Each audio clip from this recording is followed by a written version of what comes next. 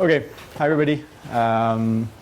As you probably know, there is an online component of the course, and well, I guess I will read the course outline with you, but the way we'll proceed is that we will have regular classes like now, and we will record the videos also, and the videos will be put on Moodle and on YouTube, so even if you miss a class, I hope you will come, but even if you miss a class, then you could have a look at the video online. Okay, do you all know how to connect to Moodle? I can log out if it's not the case, yeah? Okay, so actually I'm going to use Moodle quite a lot this semester. Well, maybe a bit less than usually because, well, we'll have less assignments. But okay, so let's have a look at the course syllabus together. So you have over there my name and my office and my email. The schedule, I guess you know it, otherwise you would not be here. And maybe just a note, Monday, May 23rd, it's Victoria Day or National Patriots Day, so there's no class. And the makeup day, it's not my decision, but the makeup day is Friday, June 10th, which means just 3 days before the final exam, which is, in my opinion, a bad moment, but anyway. Okay, so Moodle, actually I am on Moodle at the moment, so I will use Moodle to put some information, so the course syllabus practice problems are already there. At the end of each week, I try to recommend some lectures in the textbook that we will use. I will show you the textbook a bit later. So if you want to read in advance over the weekend, if you have time for that, then you can read and also put the grades online. Yeah, okay, so now you have access. I don't know why I put the sentence there. So you should have, oh, well, actually, I just went to ITS and they told me that they had some trouble to upload, I guess, the students on Moodle, but it should be fixed within an hour or so. So by the end of the class, you should be able to log into my course via Moodle. Okay, and you use your normal username and password. Okay, so that's what I said, actually, the first paragraph. There is an online component, and it turns out that Math 197 is the only in-class and online course also. So as I said, that's what I said earlier. So the lectures will be recorded and put on Moodle and YouTube. So you have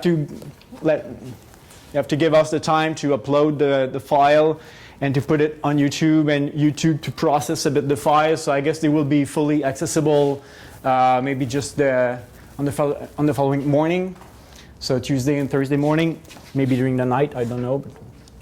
Office hours, so there will be regular in-person office hours. So to my office, so the moments are here. So Monday, after class, actually. I wrote on appointment only because if there is no need, I'm just gonna, well, I'm not going to stay in my office until 5. So if you want to see me, just follow me after class and I'll be happy to help you out. And on Wednesday also from 9 to 12. And the other part is more for the students online actually. So there are 21 students registered online and 21 in class and 12 online at the moment. So I'm going to use Blue Jeans for the office hours online. It's a kind of Skype. So you just have to click on the link. Maybe I can show you. So there is a different link for the different days. So make sure to click on the right link. So for the first, well, okay, let's try again. Okay, it worked. Okay, so you have to, I guess I lost my course syllabus now, but okay, David, and no one else is in the meeting. Okay, what's that? Okay, actually, you can use an app on your cell phone, but I'm sure that, well, I'm not sure that I will be happy to do math with you if you're in a restaurant with your cell phone. So let's say join with the browser. Okay, I have to install a plugin here. Okay, will I do it? Okay, I'm sure, guys, you know how to do that. Anyway, it's a kind of Skype, and the advantage is that if I am in my office and I can share, I have a second screen in my office on which I can write a kind of tablet, and you can see me and see the tablet at the same time. So I can really do math in front of you, and you can really see me actually doing and explaining the problems if you need to. So I guess I will just go back. Yeah, okay, I have it now. Okay, so let's go back to the course syllabus.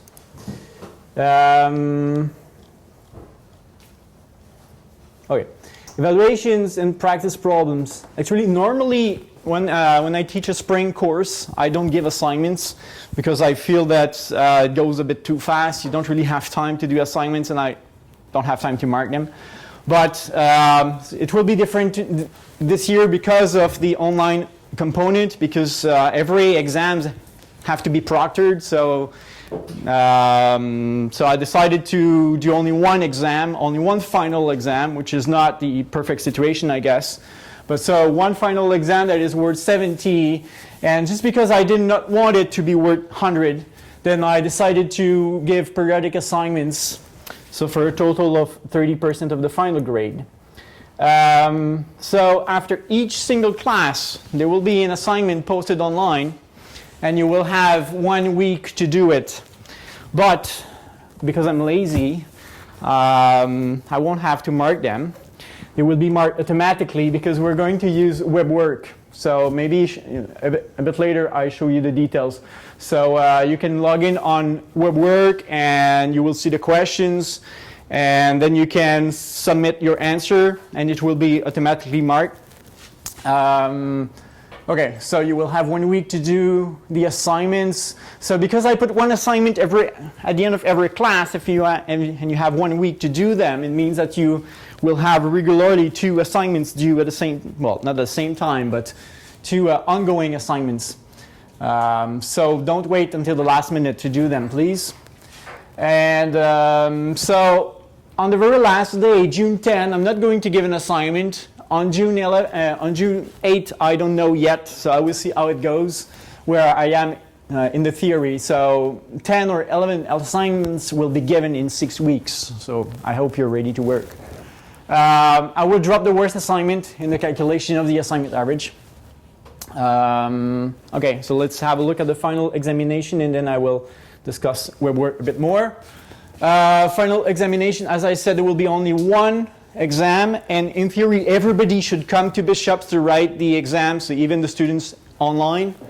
If you cannot come, well, there is something that you can do. Actually, you can inform me, you can inform the records office, find yourself a university elsewhere, and find an invigilator, and then go there and write your exam. So I guess you guys are lucky. I guess it's simpler for you, but for those at home or well, anywhere else, then it's a bit harder.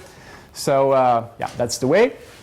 But the exam won't be here because, as you see, the class is already full and the online students are not here. So we will have an extraordinary large class for the final exam, which is Bishop's William Hall. So I don't know how many seats there are, but it's the largest auditorium we have at Bishop's. Anyway, that's the room that was given to me. So I guess I will remind this to you. For the exams, I'm going to provide the calculator. Some of you were with me in 196 last semester. They're not user-friendly. I'm sorry for that.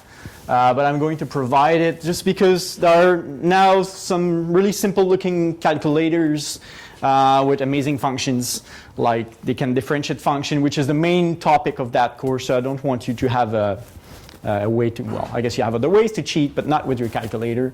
So I'm going to provide the calculator. If you want to practice, it is this one that I'm going to provide. You don't have to buy it. But if you want to practice with the same calculator, then, well, the price varies a bit from one place to the other, but it's in between $10 and $20.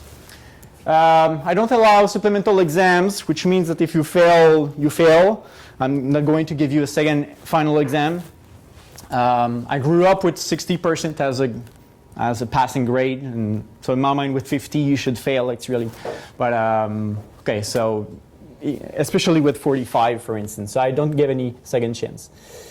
Practice problems. So in addition to the periodic assignments, I will put practice problems on Webwork, so they are similar to the assignment questions. So if you want to get acquainted to Webwork a little bit before completing your assignment, then you can try the practice problems. And actually, when you will connect to Webwork, you will see assignment 1. Now it's already open, and it's going to close next Monday. But I closed the practice problems already, but you can still do them. And the advantage of that is that you can already see what is the correct answer also. So you can practice, and when you want, you can see the correct answer. You just have to click the right box, and then they show you the answer. And even for some questions, you have the detailed solutions also. Besides these online practice problems, I'm going to choose practice problems from the textbook also. So I recommend you to try as many problems as possible. There are 3 secrets in math, which is practice, practice, and practice. Don't just look at me and think that you're going to be able to do it by yourself. Practice. Actually, it's not only in math. Now I have a 5-year-old son, and I realize that, well, he has to practice on everything to get good. So it's not just math, but it's always like that. Okay, so Webwork. A word about Webwork. So Webwork is accessible via this website. I hope I can. Okay. So that's the way it looks. So you should see my course. Actually, it's the only course on Webwork. And you can log in with your Bishop's username, but I entered manually all your names. And well, maybe the mistake that I made is that I did not know at that time that it was important if you use capital or lowercase letters. So I registered you all in capital letters. So don't forget to use your Bishop's username actually. So it looks like dsmith16, say, or maybe 15 or 14, depending when you registered. So use capital letters for your username. And your password at the moment is your student ID. Okay, so for the first time, you will be able to log in with your student ID with the hyphens also. Anyway, if you have any problem to log in, just tell me. So I have a password. Actually, I created a fake student, dsmith16, because I wanted to show you what you students will see. So if you log in, that's what you see at the moment. So assignment 1 is already there. As you see, assignment 2 will open on Wednesday. So maybe, and you have the practice problem. So if I click on assignment 1, for instance, it will look like this. And maybe something important that I did not write on the course syllabus. Okay, so the questions are not worth all the same. Some questions are worth 1 mark, others are worth 2 marks and 3 marks. Because you have more answers to give, actually. You have 2 answers or 3 answers to give. I'm going to click on the problems, you will see them. But in order to help you, I decided to give you as many chances as there are answers to give. Okay, so if there are 3 answers to give, then you have 3 attempts to do the problem. So let's have a look at the first one. Of course, I'm not going to do it with you, but because it's the assignment. But here you have a straight line, so a linear function, and the question is here, how many grams of protein are in each gram of peanut butter? So you have to read the graph and be able to answer. So choose an answer in there and just submit after. For this question, because you have only 1 answer to provide, then you have only 1 attempt. But for the other ones, let's see, I choose another question. The second one, for instance, you have to give the equation of the line that goes through 2 points. So you have to provide the slope and the y-intercept. So you have 2 answers. So you have 2 attempts also for this question. Okay, and actually, if you try once, you will know if your answer is right or wrong. Let's say I write anything like this. Okay, it is incorrect, and so I can try again. Okay, and also before you, is it there? Yeah. Okay. So, okay, if I try to say the same wrong answer, I can also preview my answer because actually Webwork accepts operations. So I could say instead of this, I could say, well, my answer is that. So 56,456 plus 254. Let's say you're lazy and you don't want to do it by yourself, so you just do that. And then if you do preview my answer, you see what you entered in fact, and you see what it means. So Webwork can compute things for you. Okay, so you can already have a look at your answer before submitting it. If I go back for the practice problems, here I did not pay attention to the word of the problems because anyway they don't count, it's just for practice.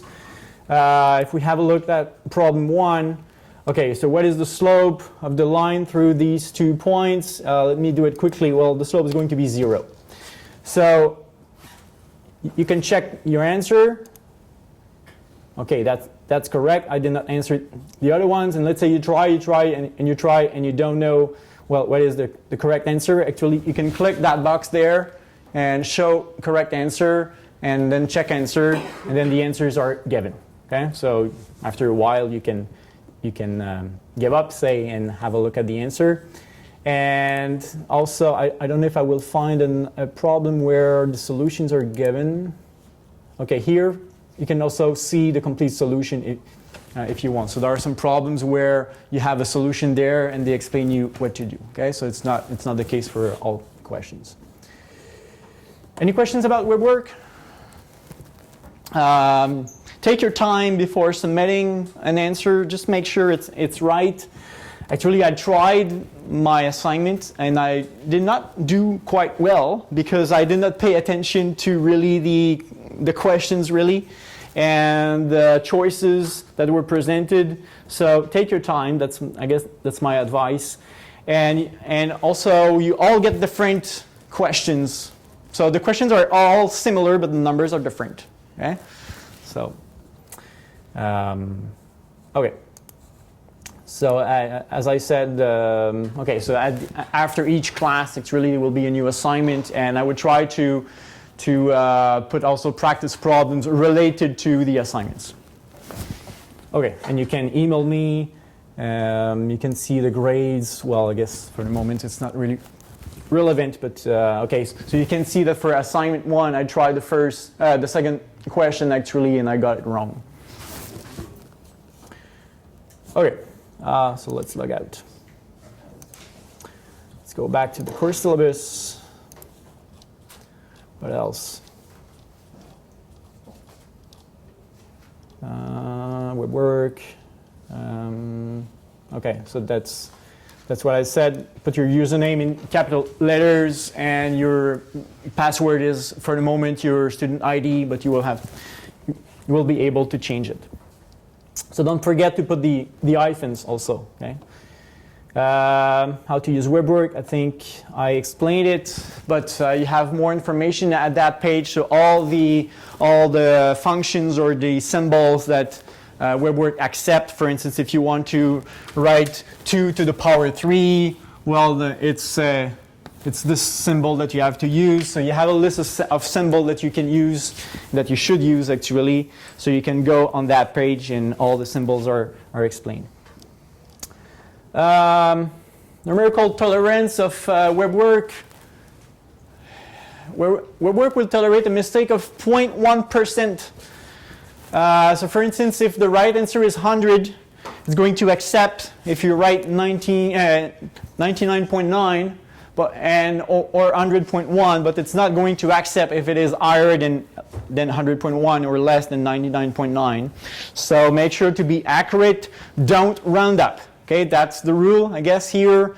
Use fractions instead of the decimal representation, because if you round up after 1 decimal, you will get it wrong, even if you understand. Okay, so use fractions as much as you can. And maybe you don't know yet what E is. That's something we will discuss, the natural exponential function. Maybe you do. But it is like, well, E is similar to pi. Pi is 314. E is roughly 2.71, but it's not exactly 2.71. So use the E button on your calculator if you need to. Textbook. It's the same textbook as we use in Math 196. I guess you probably all did 196 here. So that's the book I'm going to follow. I guess you don't have to buy it because now I don't take the problems for the assignment in the book, but it's a good reference. I'm going to suggest practice problems also from that book, in addition to the online ones. I also make efforts to present the material in my own way. I don't really follow the book I sometimes swap sections or the way I present the material, and I do it on purpose. I want you to have two references, me and the book. So anyway, I hope you will have access to it. There are also 2 copies of that book at the library at the reserve, so if you want to access to it, you just go at the counter in the circulation desk and ask for it. I think you have to provide the course number, my name, and you can get the book, but you're not allowed to leave the library with. Yeah, okay, so I discussed that. Course outlines, I guess I will go a bit quick over this because in theory these are things you don't know yet, so it's a bit meaningless. The first part, I hope to be almost done with the first part today. So review of functions, lines, quadratic functions, and exponential and logs. Probably I won't have time for logs today, but exponentials for sure. Second part of the course is about derivatives. That's the main topic of the course. What is the derivative of a function and all the different techniques and formulas that we have to differentiate functions. There is one topic, elasticity of demand. I don't know yet if I'm going to cover it. I often omit it.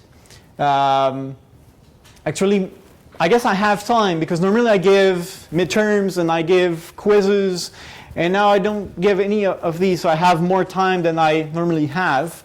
So that's why I put this topic there. On the other hand, if I could give you a break on June 10, because it's just 3 days before the final exam, maybe I would. So yeah, I will see. So especially for the students at home, I mean, if we have a class on a Friday and the video is just accessible on the Saturday and the exam is on the Monday, that's pretty short. So if I can finish the material one course in advance, I don't think you will complain. Third part is my favorite part, and it's optimization problems. So of course it's a business course, so we will talk about costs and profits and things like that. So this is where we will see, well, in some situations are to maximize the profit or minimize the cost, for instance, or it could be other optimization problems like optimize the area of a rectangle having some constraints on the size or whatever. And the last part is multivariable calculus.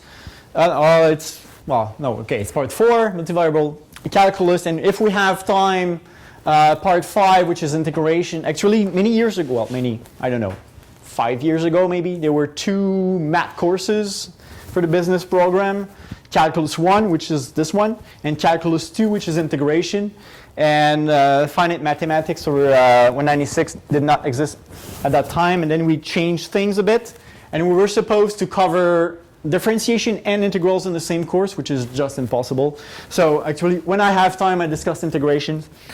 If you are in economics, I was told that this is pretty useful integration if you are in economics. Actually, another course is given on campus, which is Math 192. It's more designed for science students, but anyway, if you are economic students and you like math, then that's a course maybe that you will want to take a bit later. Suggested online references, well, Moodle is the first one. The other one, patrickgmt.com. Well, these are videos. Maybe I'll show you quickly. No, that's not what I want. No, I don't want to see the video. Okay, I try again. Sorry. I just want to show you that there are many videos there. Of course, there are videos on YouTube as well, but this one is really for math. Okay, try again. Okay, so you have algebra, arithmetic. Okay, so this is not for us, this is algebra. Calculus starts there. I'm not really going to talk about limits, but derivatives, logarithmic differentiation. So as you see, there are many videos that could help you. I saw Lagrange multipliers here, which is one of the last topics we're going to do. I will say words about integration. So here there are videos about integration. So it's, well, many videos all in the same place. Okay, so have a look at this if you want.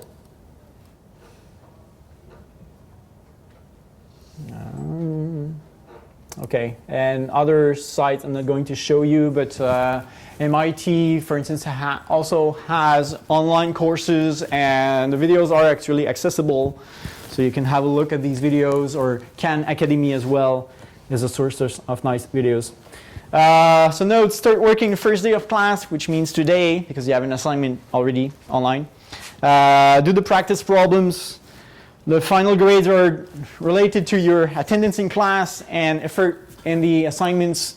It's really direct. I mean, when we pay attention to, actually it's quite rare that a student doing or completing, say, 3 or 4, well, only 3 or 4 assignments, or 5, 6 will pass. I mean, when you don't do the assignments, normally you fail.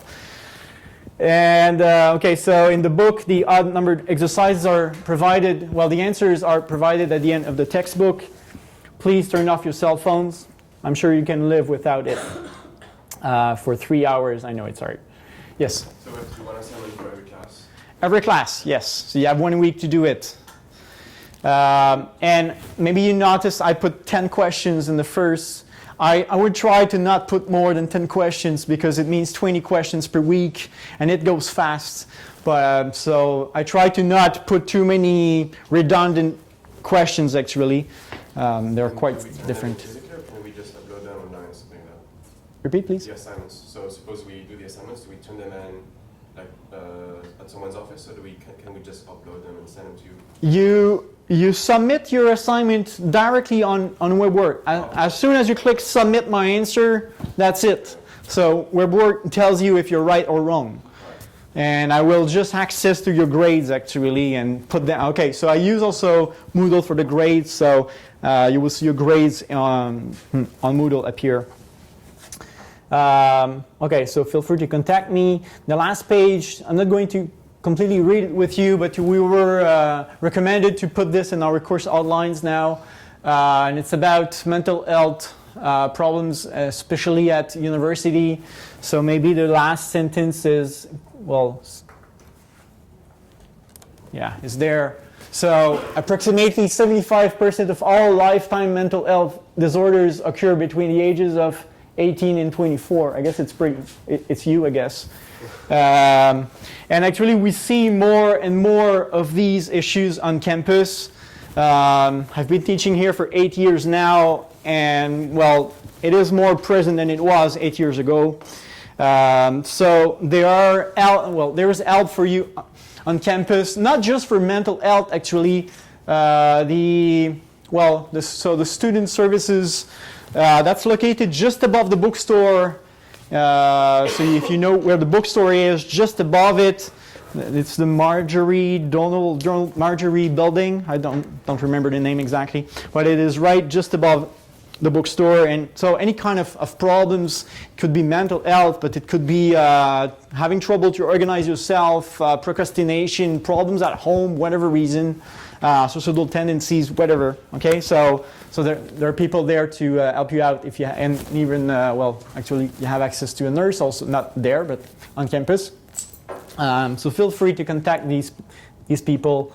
I'm not that I don't want to help you. I will do my best, but I'm a math teacher. Okay? I'm not specialist in that kind of issues. So I guess we can discuss, but these people will be more qualified to help you out. Any questions about the course syllabus? No? Okay, so let's go back to Moodle. List of practice problems. These are the practice problems taken from the textbook. So at the end of every section, I will tell you now, if you want, you can try the practice problems in the textbook. So I selected them. Well, I guess there are too many, but I prefer to put too many exercises than not enough exercises. So the list is already ready. So when we finish a section, you will be able to practice. And I printed them also, I think, so they are stapled with your course syllabus. Office hours, well, I discussed this. To access to me with the virtual office hours, just click on the links. Additional material, well, this is just the first page of the book, actually, really elementary algebra. I will also put the assignments there. So again, if you just click there, then it brings you to Webwork. And I put on Moodle proposed lecture for well, now it is for this week, but normally it is for next week. So after class on Wednesday, I'm going to put a proposed lecture for next week. So if you want to read in advance over the weekend. Last thing I want to show you on Moodle is here to the left, you should see grades. And I guess this is, oh, okay, your names are not there yet. They will be coming. So normally there, okay, it's not really relevant, but you will see all the grades that you got for your assignment, so you have an idea of what the situation is. It might happen that I make a mistake transferring your grade because I have to do this manually from Webwork to Moodle. So if you observe a mistake, please tell me, don't be shy. Not because I'm a professor that I don't make mistakes. I make a lot of mistakes. Even on board, at the board, tell me it happens. 2 plus 3 could be 6. Okay, I'm not that I don't understand, but I make mistakes just as anybody else. Okay, I guess that's it for Moodle. No questions? Good. So I can turn it off. I guess I'm done if you want to help me with the camera.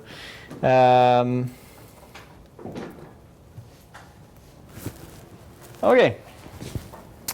So you got the course syllabus. Maybe I just want to name you. Will you do it? Oh, okay, yeah. I guess it's better if we see the board now. Okay, you will do it?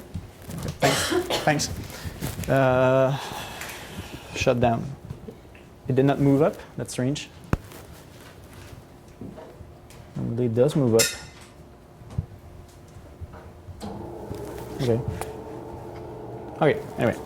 Okay, so I just want to name the students I have on my list. So I printed it this morning just to make sure you're here. Anthony Alexander, yep. Emma Berry, I don't think she's supposed to be here. Thomas Boland. Amélie Boucher. Sorry if I corrupt some names, I do my best. I'm sure you noticed that English is not my first language, and you noticed it.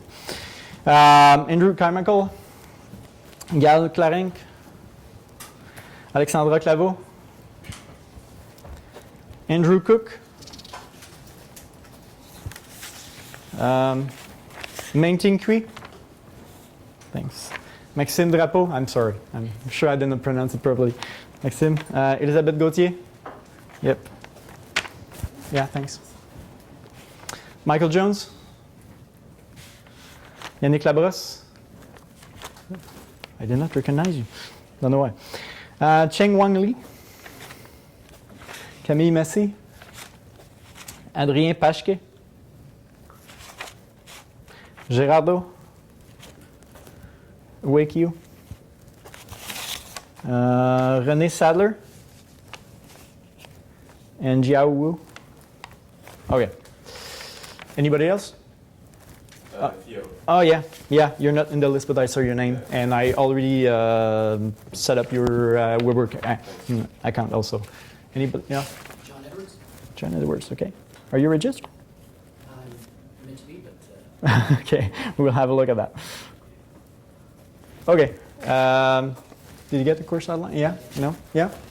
No. Oh yeah.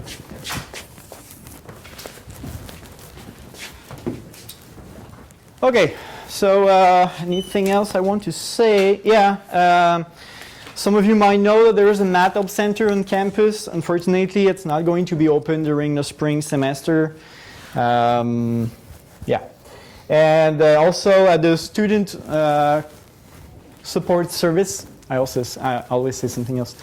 It was the counseling office first. You might have access to a math tutor. But during spring semester, I think there is only 1 or maybe 2 tutors available. So I guess after class, if you want to have a tutor, now it's a sprint. The first one that arrives at the student services will get the tutor. Okay, honestly, if you think you need help and that kind of help, just do it quickly. So it's above the bookstore, Marjorie Donald Building, room 214. Okay. I think I went over everything. So it's time to start. Okay, so as you saw on the screen, my objective is, well, I don't think I will finish chapters 3 and 4 today, but I will do a big part of it. Actually, I'm not going to recall everything, just what I actually need. So chapters 3 and 4. Maybe I start with a question. Probably started my Math 196 class in this way too. I often start my classes this way. That's with the definition. A question.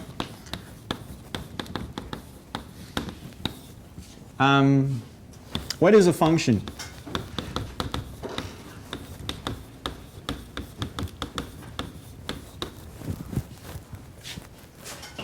Any ideas? Yes? Is a numerical program applied to a variable? Yeah, maybe not the answer I'm looking for. What is a function? That's like too natural. We don't really know what to say. Huh? So a function is a rule that takes some numbers, called input numbers, and return other numbers called output numbers. But what is really important to be a function, so a function is like a magic black box, and it takes one number and returns a unique number. Okay, so you cannot assign two numbers to an input number. So let me write it down. So a function is a rule.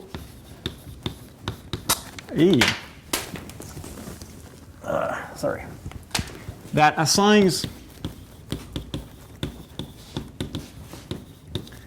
to each input number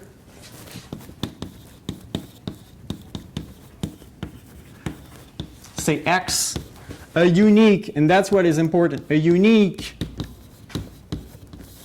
output number y.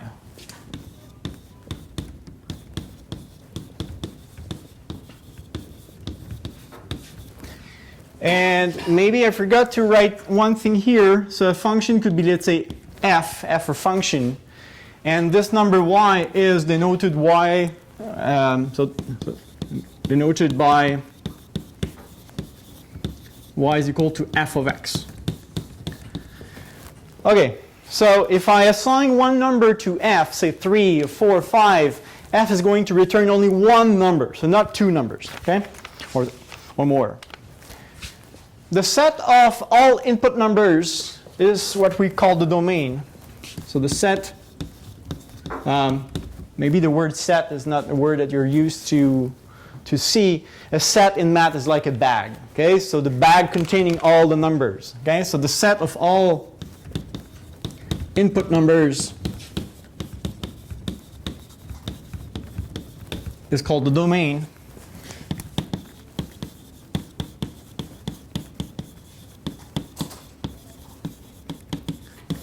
And the set of all output numbers, set of all output numbers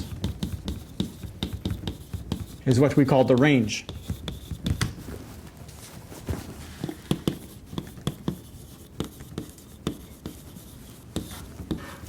Okay, so that's a pretty formal definition of what a function is. And actually, I'm going to discuss now some families of functions that I guess you know, especially the first one, which is the linear functions. This is one of the main topics that we discussed in 196. But I mean, if I graph a function, I'm sure you know what graphing is. I mean, you have an x and a y-axis and you plot your points. But if it is a function, it means that over each x, there will be only one y. That's what the function is. It assigns to each x a unique y. Okay, so actually a graph is the graph of a function if it passes the vertical line test, which means no vertical line intersects the graph more than once. Okay, because if it intersects it twice, it means you have two different y's for the same x. Okay, so that's a way to recognize a curve in a graph that is, well, that is the graph of a function. Okay, so some families of functions now.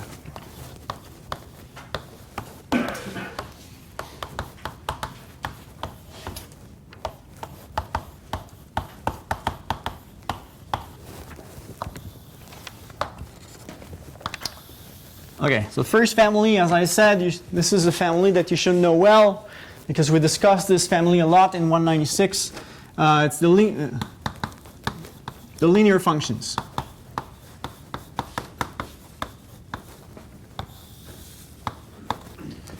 So linear for lines because their graphs are straight lines. Okay, so there are the functions of the form mx plus b, where m and b are real numbers. In 196, we discussed different types of forms. So this is the slope-intercept form. There's also the point-slope form and a general form. And I'm not going to insist on that in 197. So I'm going to use this slope-intercept form, actually. And as I said, the graph of this is a line having slope m and y-intercept b. I'm going to write this down. But okay, so let's just say a word about the line, actually. So the slope-intercept form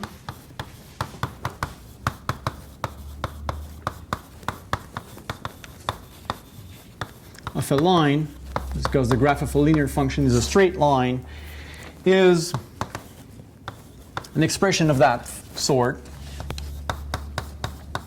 So an expression of the form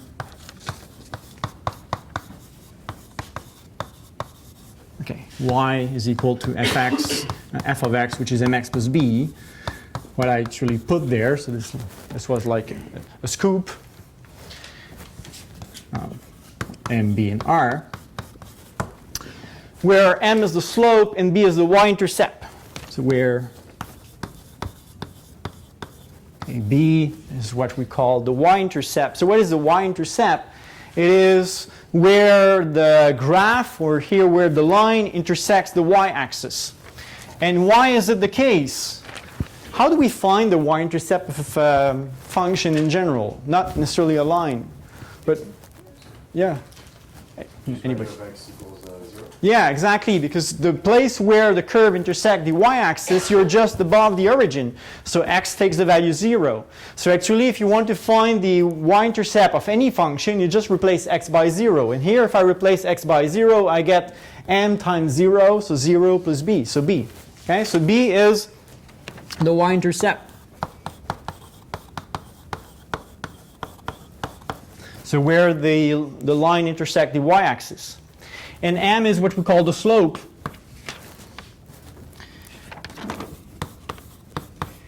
And what is the slope again?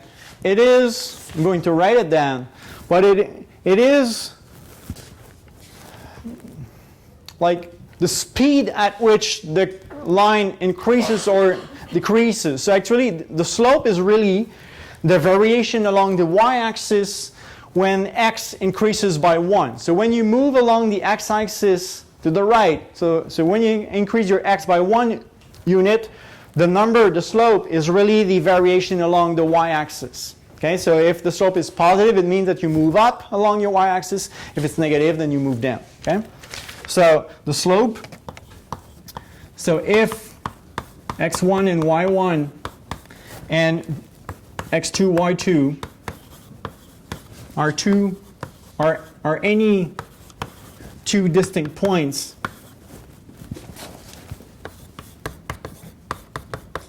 they have to be distinct for this to work. So distinct points on the line. Maybe I go over there now.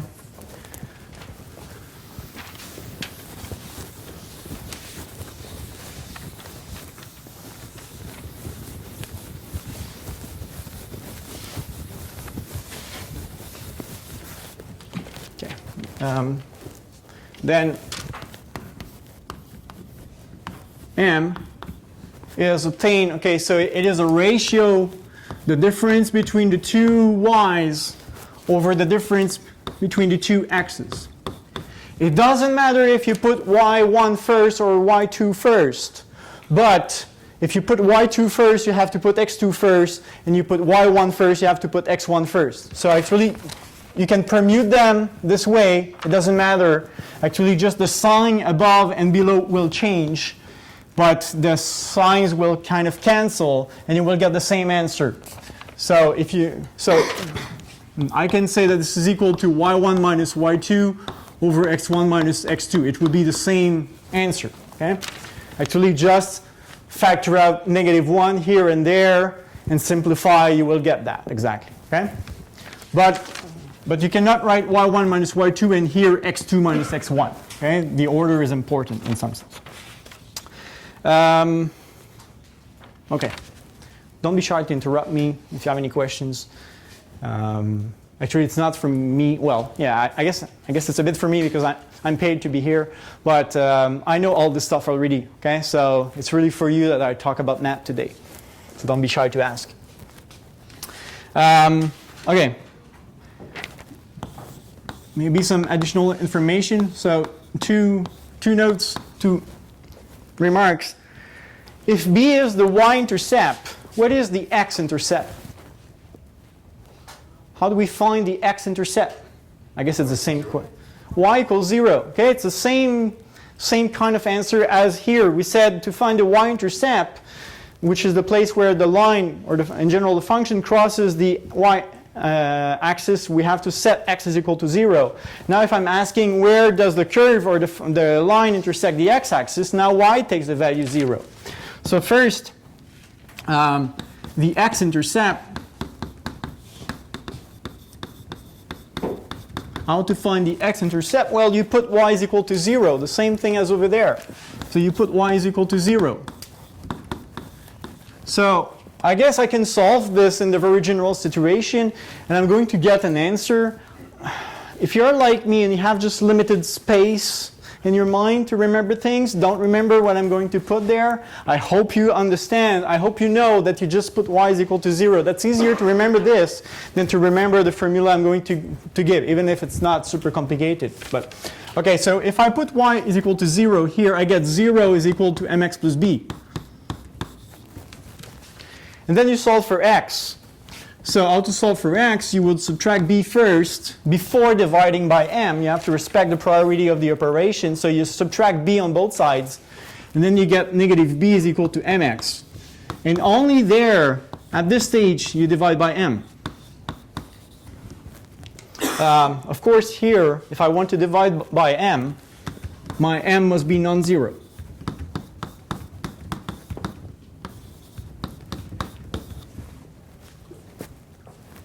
Okay, because I divide, and I'm never allowed to divide by 0.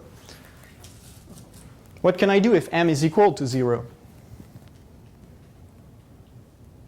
What is the meaning of having m equal to 0?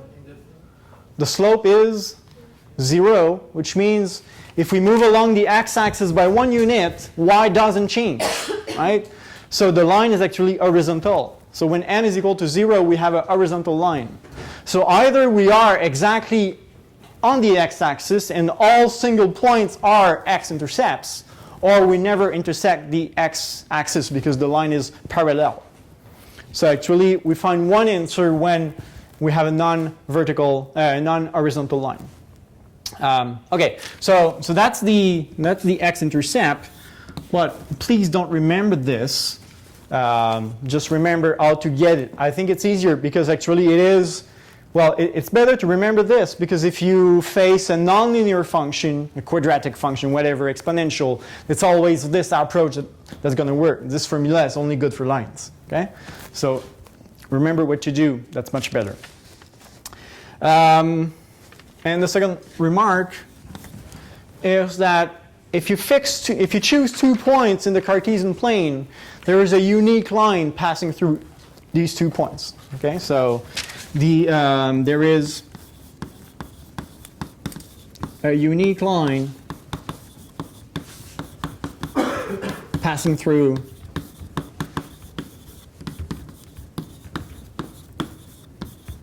two given points.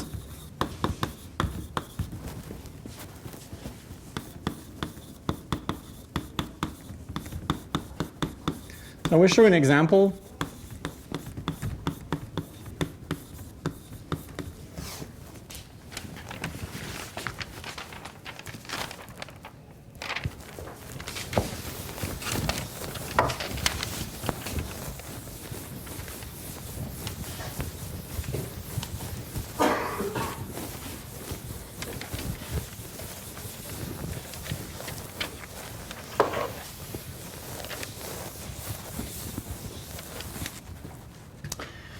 Okay, so let's do one example. Okay, I have two actually. First,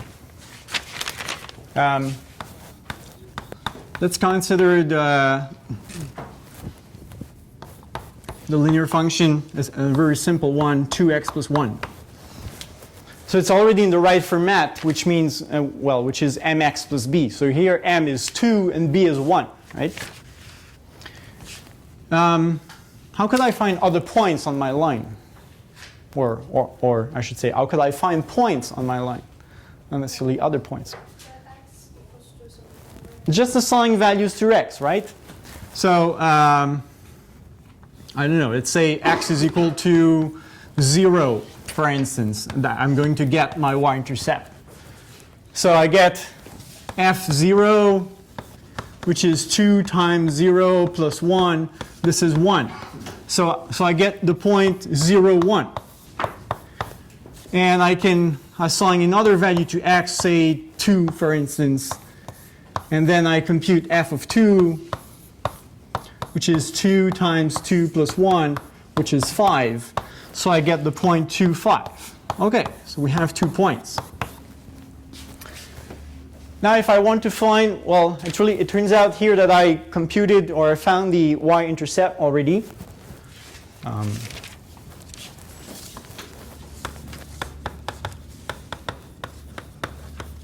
if I want, say, to find the x-intercept, I guess I could use the formula we just discussed. I don't want to do this. I don't even try to remember the formula. Let's just replace y by 0. So y is equal to 0. So 0 is equal to 2x plus 1. And then I solve for x. So I'm going to do the same steps as over there. I subtract 1 first. So I get negative 1 is equal to 2x. And then I divide by 2 to get negative 1/2 is equal to x. So my x-intercept is negative 1/2. Okay? And I have more information that I actually need to draw the graph of this function, because 2 points is enough. Now I have 3, right? Because here maybe I could have that I got the point negative 1/2, 0. So if I want to graph this function,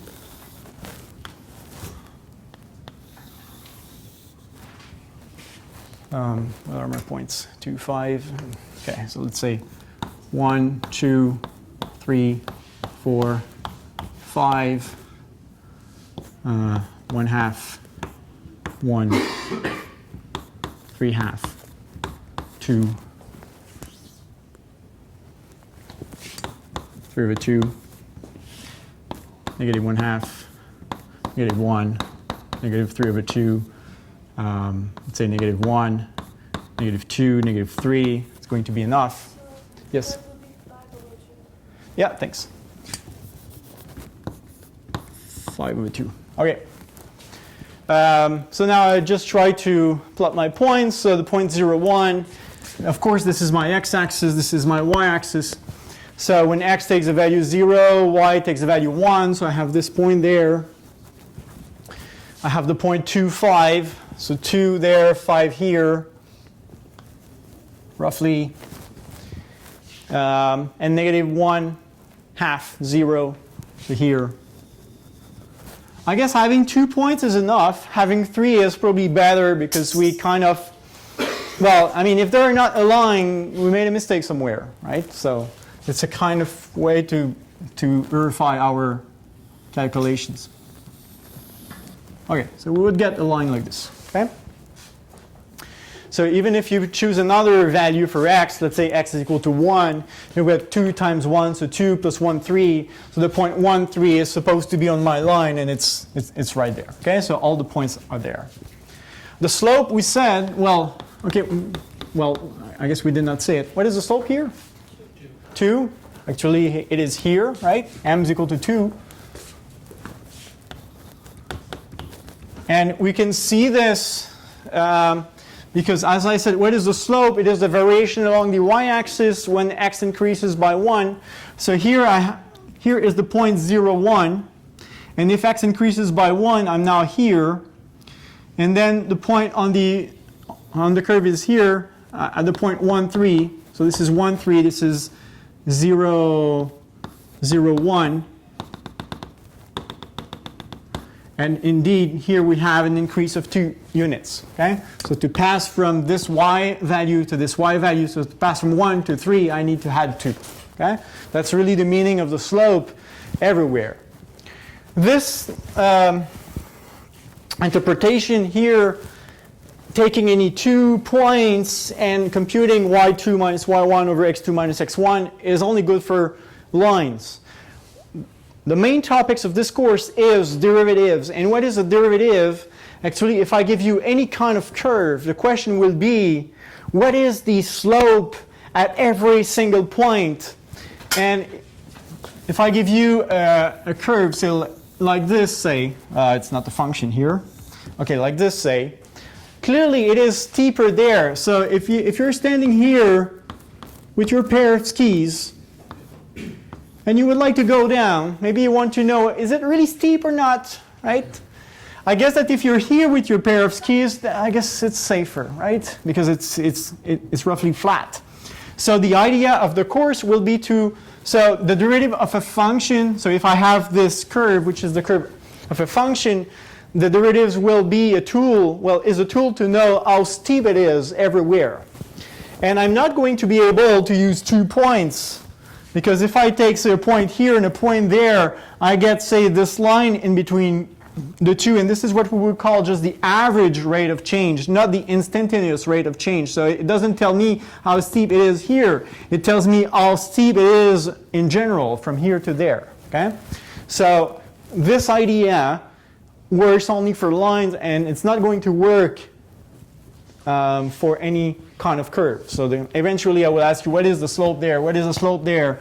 Clearly here it's going up. Here it's more flat. So the slope here is 0, and the slope here is maybe 2. Okay? So we will be able to answer that kind of question. Any questions so far? Okay. I guess enough ski. Example 2. Find the slope-intercept form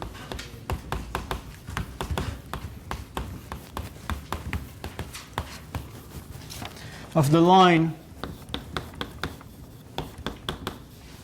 passing through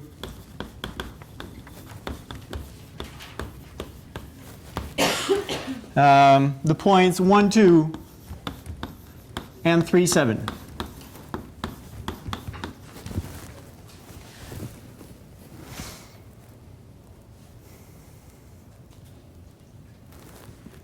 How do we proceed with this? I hope it's elementary at this point. Maybe it's not. But okay, so actually I already explained how to find m, and that's what we have to find here. So the very first step here would be to find the slope. And we have 2 points. So this is, if you want my point x1, y1, this is my point x2, y2, say.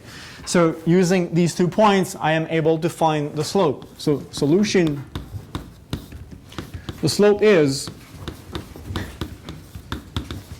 m is equal to, let's say I do 7 minus 2 at the numerator. So don't forget, the y's go at the numerator and the x's go at the denominator. Okay, so let's say I do 7 minus 2. I could do 2 minus 7. But if I do 7 minus 2, it means I have to do 3 minus 1. So the choice of 7 first fixes the choice of 3 first at the denominator. And I get 5 over 2. So this is my slope, 2.5 actually. And once I have my slope, I have to find the b now, because the slope-intercept form is the mx plus b form. And how do we find the b? Well, we use the formula.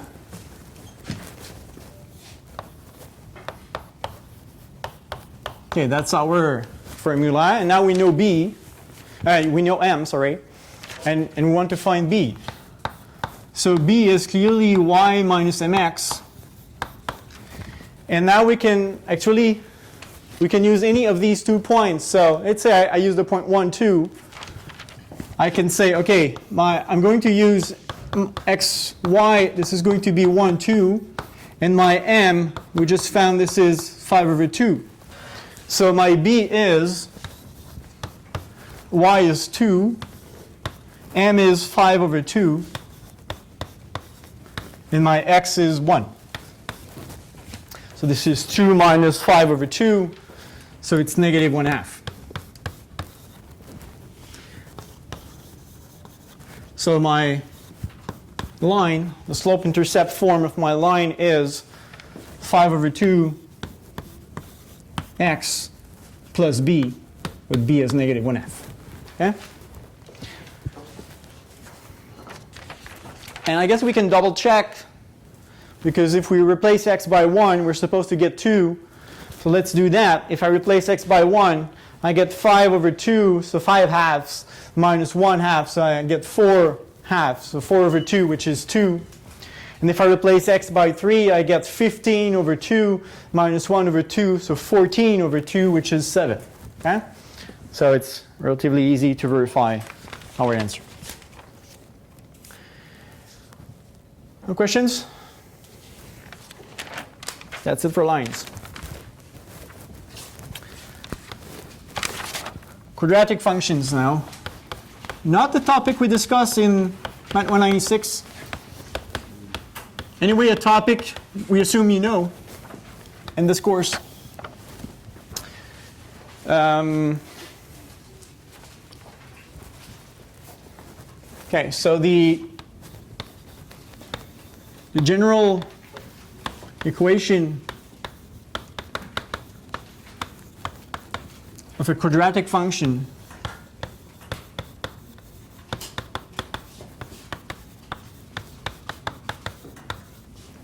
is f of x, or if you prefer y, is equal to ax squared plus bx plus c, where, well, of course, a, b, and c are real numbers.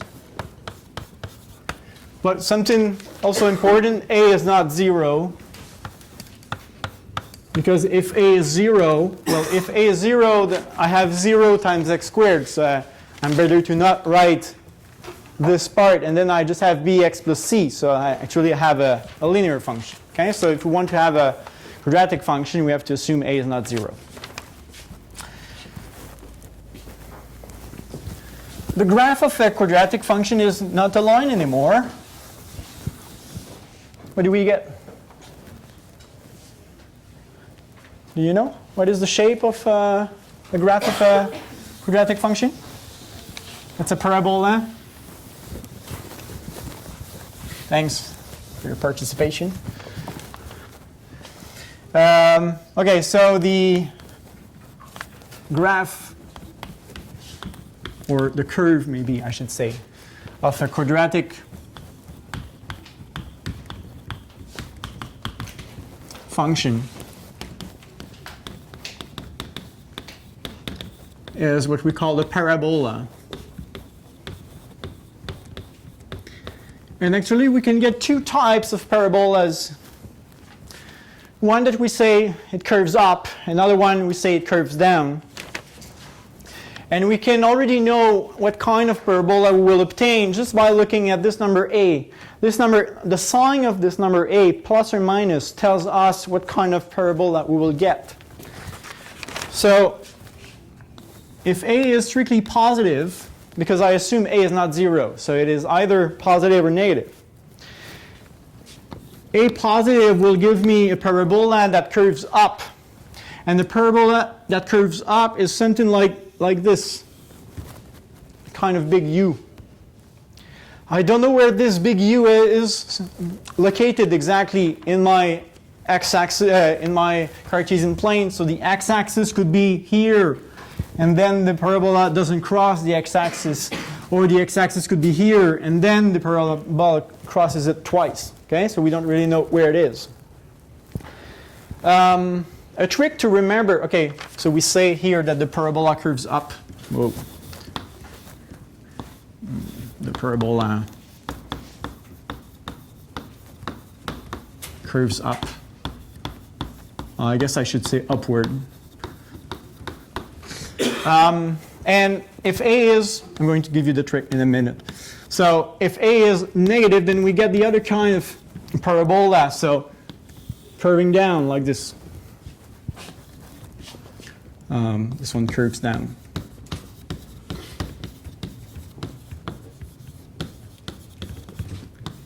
Downward. And that's a trick I'm going to give you 2, maybe 3, maybe 4 times this semester, how to remember. Well, when things are positive, we are happy, we smile. And when things are negative, then we groan, so we're not happy. Okay? I'm going to repeat this trick again later, okay? In different situations. Of course, the highs are not part of the graph.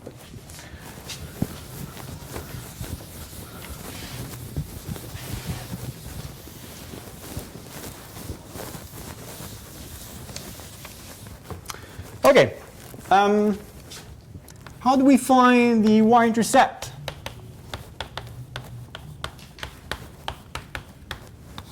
How do we find the y-intercept? Second time I asked this question today. Put x equals 0. Okay.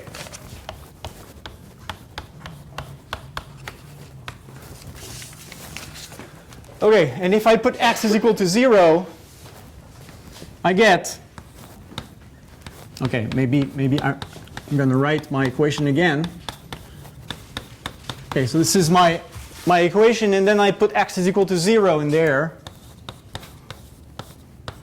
So I get a times 0 squared plus b times 0 plus c, which is just c. Okay, so the x-intercept is c. The x-intercept is actually 0c. The y-intercept, not the x, the y, sorry. The y-intercept.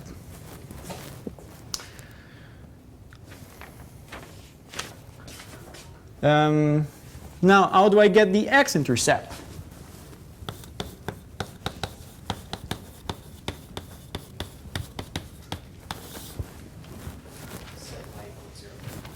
Good. Set y is equal to 0. This is going to give me 0 is equal to a x squared plus bx plus c. And now what is x? In the linear situation, it was relatively easy. Here it is it is more complicated, I presume. I'm going to give you a formula, which is called the quadratic formula. Another way, I guess you will have to know this formula by heart. Another way to get this formula, and I'm not going to do it today, but would be to put this in the canonical form. I don't tell you what this is. And then it is easier to find x once this is written in the canonical form. And then it's easy to get from that the quadratic formula. So let me write down the quadratic formula.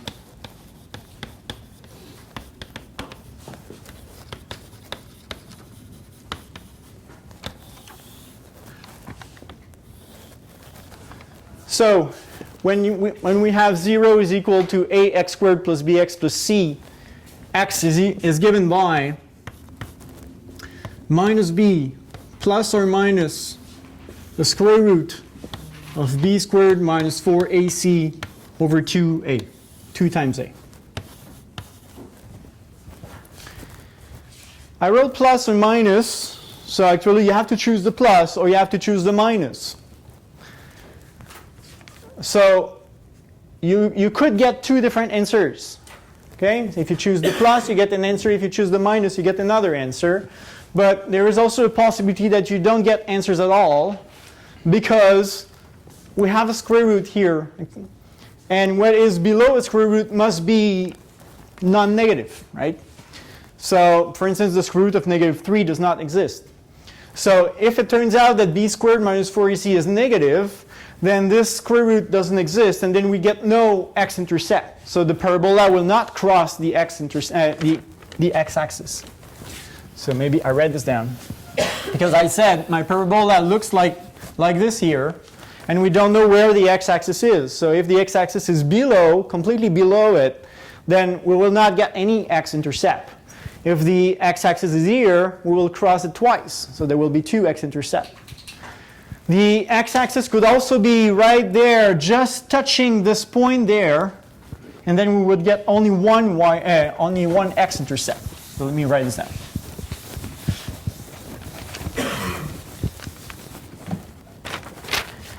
Okay, so if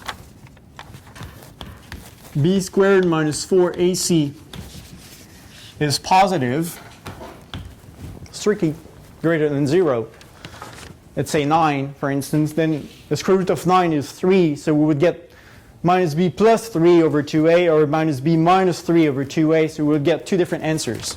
So if b squared minus 4ac is greater than 0, there are two x-intercepts. If b squared minus 4ac is equal to 0, it's not a word I'm going to use really, but this is called the discriminant of the quadratic expression. It's often the Greek letter delta that is used to represent that. So if this is 0, what do we get? We get plus or minus the square root of 0, which is 0. But plus 0 minus 0, that's just the same.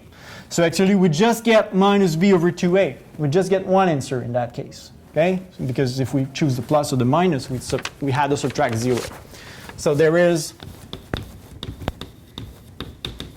a unique x-intercept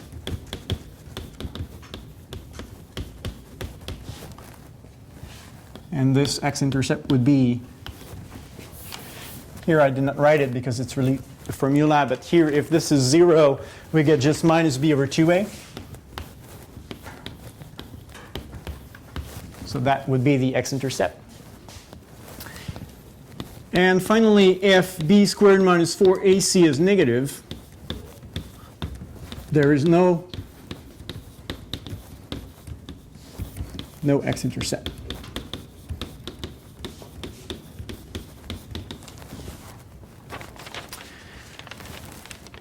Okay. I will show an example, but before I want to discuss one more thing, which is what we call the vertex. So if we remember the shapes, the possible shapes for the parabola, there is one curving up. The parabola that curves up looks like that, and the parabola that curves down looks like this. And if you look at these parabolas, there is one point which is a bit special.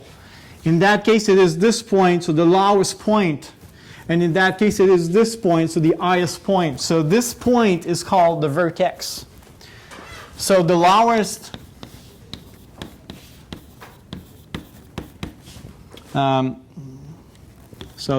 point in case a is greater than 0, so it is in this case here.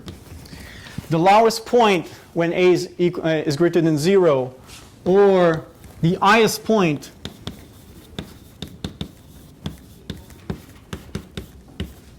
so in the case a is larger than 0, less than 0, sorry. So it is this case here. The lowest or the highest point on the parabola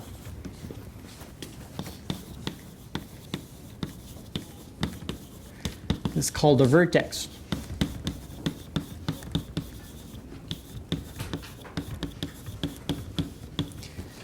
And we know what the coordinates are.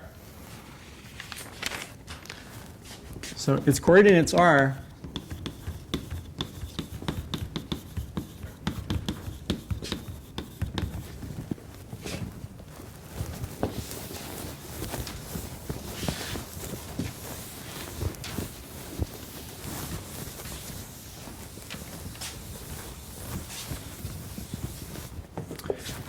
again here I save some space in my mind. I just remember the x coordinate.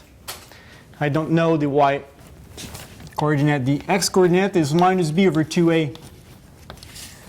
And how can I find the y coordinate?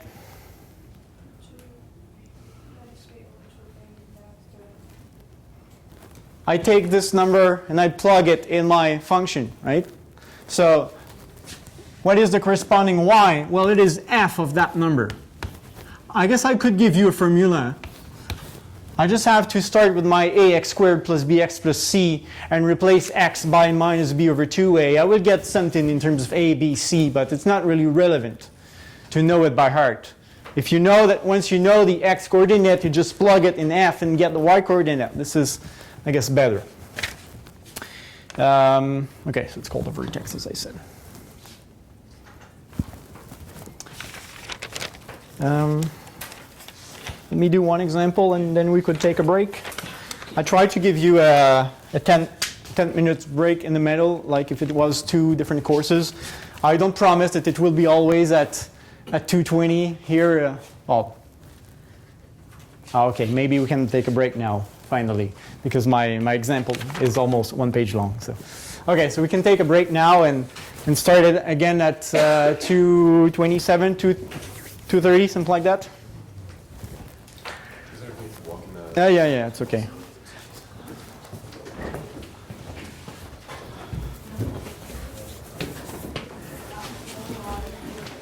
I don't think I'm going to turn off the camera because I'm sure I will forget to turn it on again. So.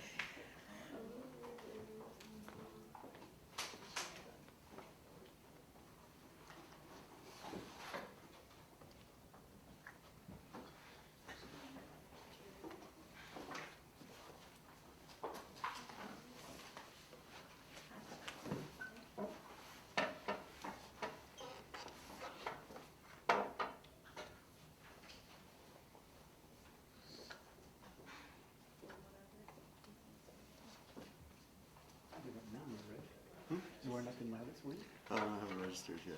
Okay, okay. I missed it. Okay. You want to come if you want.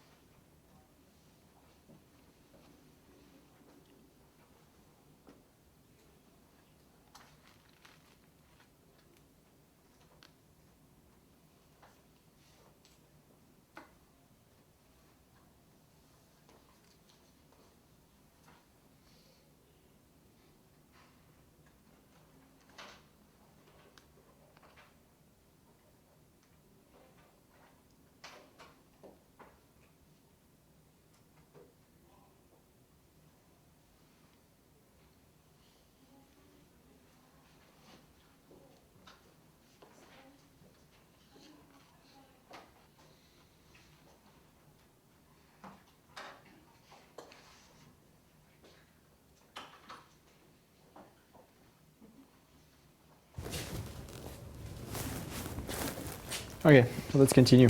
The big advantage I have of a 3-hour class is that I don't have to repeat, I don't have to remind much, because I hope you remember what we did 10 minutes ago. If it's not the case, you can leave, I guess.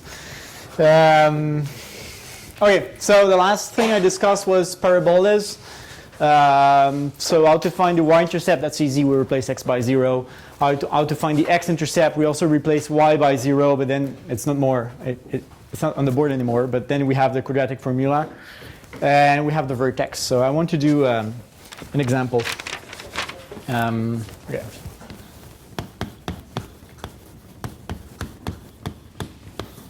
So consider the function f of x, which is x squared plus 2x minus 3. And I'm just going to compute a bit what we discussed here and maybe graph the curve.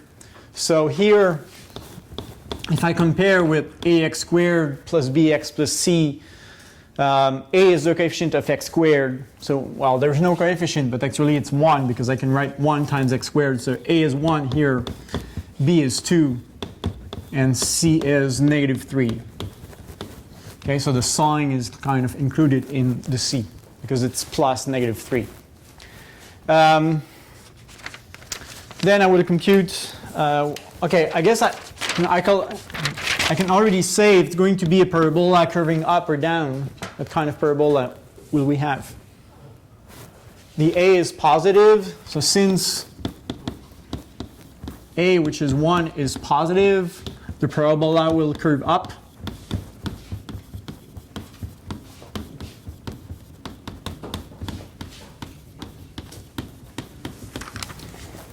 Second point, the y-intercept.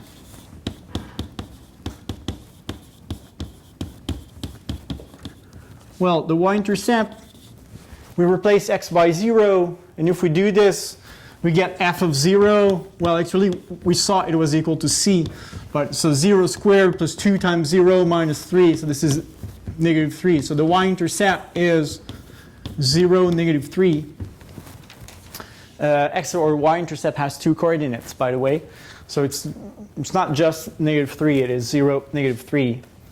And the x-intercept, well, now we don't know how many there will be. 0, 1, 2, 0, 1, or 2. So now we replace y by 0. So we get 0 is equal to x squared plus 2x minus 3. And actually the quadratic formula that I gave you works all the time. Well, works in the sense that if there are x-intercepts, we'll find them. Another technique sometimes is to factor this. So maybe we can write this as a product of 2 terms of degree 1. Degree, I guess it's the first time that I use this word. But the degree of an expression like that is the highest exponent. So that's quadratic expression is a polynomial, again the first time I use this word, of degree 2. So maybe we can write it as a product of 2 terms of degree 1, which is the case here. But I'm going to use the quadratic formula just because I want to illustrate it.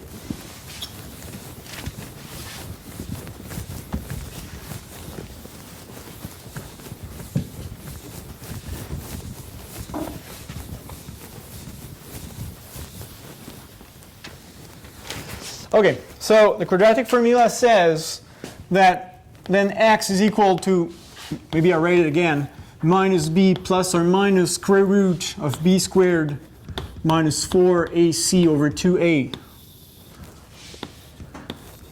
Now, a remark, it's a whole thing here which is above 2a. So it's not just the radical which is above 2a, or it's not just minus b, it's the whole thing. Okay?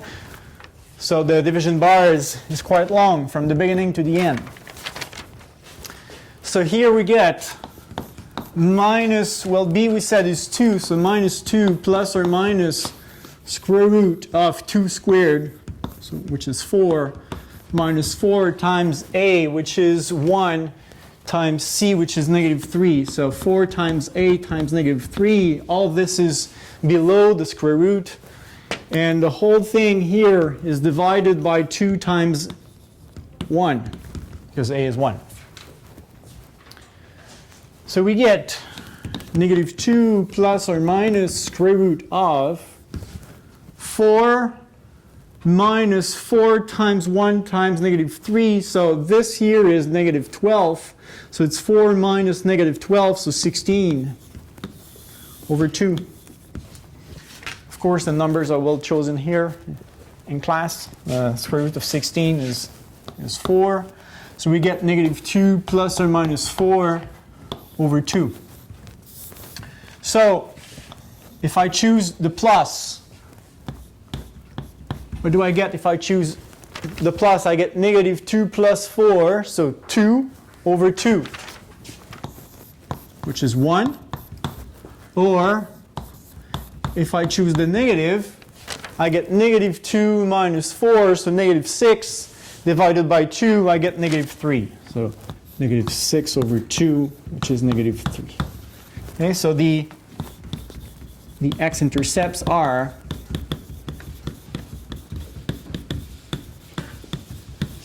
1, 0, and negative 3, 0.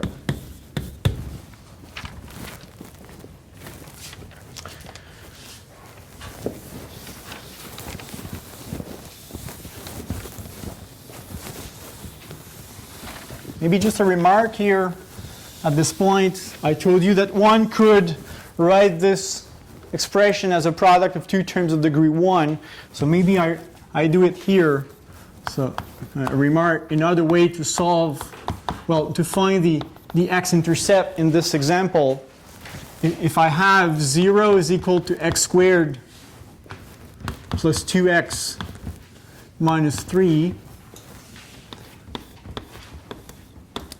well, in general, it's more complicated, but it's not that complicated when the coefficient of the x squared is 1. The question you have to ask yourself is, am I able to find 2 numbers whose product is negative 3 and sum is 2? 2 numbers whose product is negative 3 and sum is 2? Do you find these numbers? 3 and negative 1. So this is x plus 3 times x minus 1. Okay, this little trick works only when you have a 1 there. Okay, so the negative 3 is the product of 3 and negative 1, and the 2 is the sum of 3 and negative 1. Of course, we cannot always factor a quadratic expression in this way. Some cannot be factored, actually. A quadratic expression can be factored in this way precisely when we find at least one x-intercept. If there is no x-intercept, you will not be able to factor it. Why? Because once we have this, now it's a product. And it is extremely convenient to have a product equal to 0. Because, well, when do we get 0 when we multiply 2 numbers? Let's say I multiply 5 and 10. Are there any chance I'm going to get 0? Well, of course not, because we know it is 50. But to get 0, one of the 2 numbers must be 0. Okay? So if no number is 0, the product is not going to be 0. So here we know, okay, now my x plus 3 is 0, or my x minus 1 is 0, because their product is equal to 0. And then if I subtract 3 on both sides, I get negative 3 here. Or if I had 1, I get x is equal to 1, which is, well, just the same answer we got here, 1 and negative 3. Okay? So I'm not saying that it's always possible to factor a quadratic expression, even when the coefficient of the x squared is 1. But if we can do it, it could be faster sometimes than the quadratic formula. Okay? Okay. What else? X-intercepts, that's done. Fourth point, the vertex, which is not on the board anymore. The vertex is located at, so its coordinates are, we said minus b over 2a, f of minus b over 2a.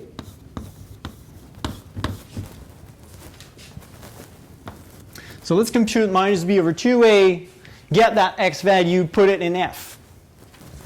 So here, minus b over 2a is equal to, well, my b is 2, so it's negative 2 over 2 times a, 2 times 1, which is negative 1. That's the x coordinate of the vertex. And now if I compute f of negative 1,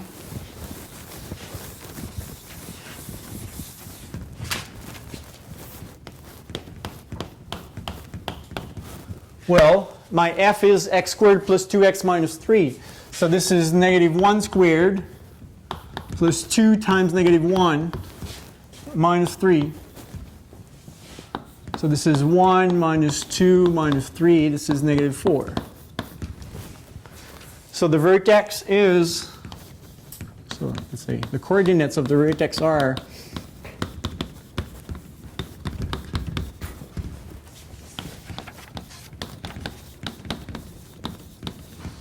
negative 1, negative 4. And because this is a parabola that curves up, we know that this is going to be the lowest point. And now I can maybe try to sketch this parabola. I'm not the best one at sketching curves.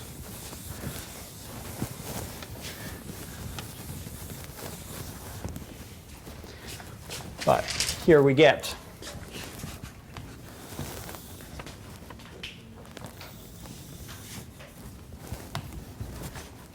let's say 1, 2, 3. I have to go up to negative 4, I guess. So negative 1, negative 2, negative 3, negative 4, negative 1, negative 2, negative 3, negative 4, 1, 2, 3, 4. I have some points. I have the vertex, which is at negative 1, negative 4. So x takes the value negative 1, y takes the value negative 4. So maybe here is the lowest point on my parabola. We also found the y-intercept. It was 0, negative 3. So here, that's my y-intercept. That's something that we computed. We also have the x-intercepts at negative 3 and 1. So here, negative 3 and 1 here. I guess I could draw more points just by assigning values to x. But I know that this point is the lowest one, and it curves up. So it's going to be something like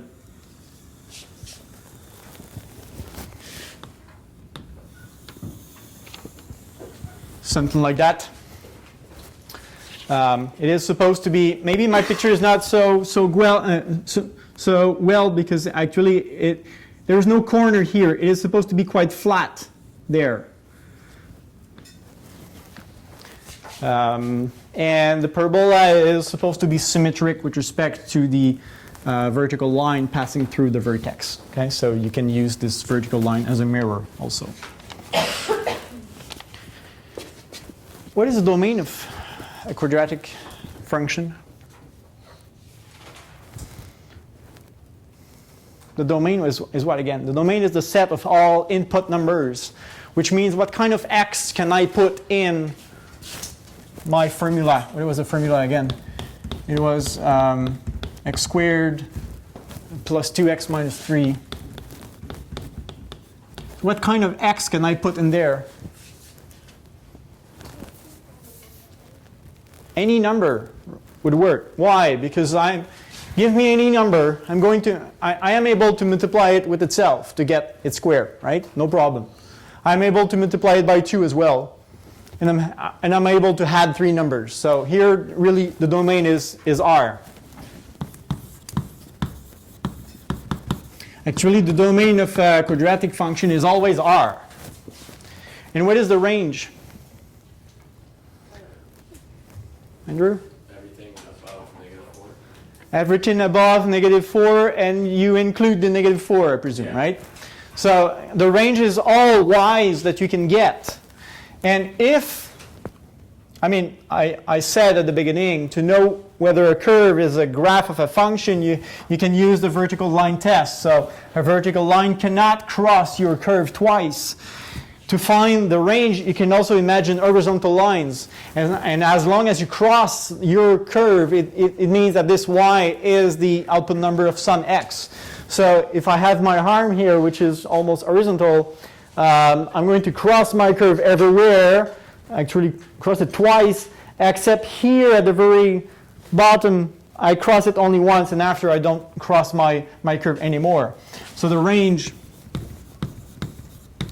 maybe it's a bit small. I can say that this is, let's say, everything from -4 included to infinity. Something like that. If you went to French school, you're not used to parentheses. I guess you're used to a bracket pointing in the other direction, and I'm okay with that too. There are some differences like that between French and English, even in the math, which is quite strange, but shouldn't that be? Any questions? Okay, let's say a word about polynomials and rational functions. I will be really brief on this.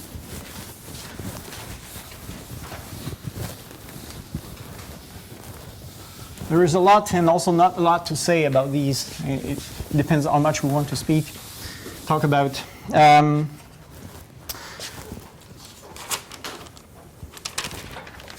Three, polynomial functions.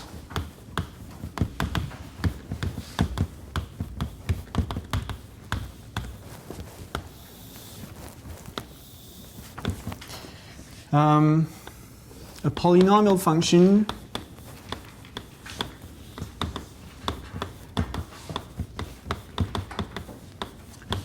is a function that can be written in the form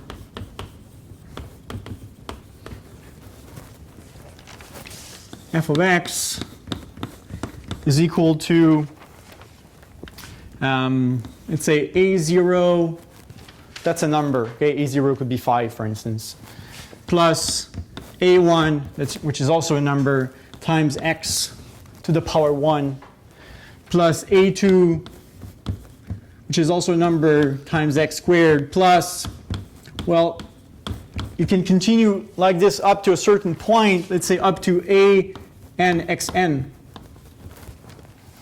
where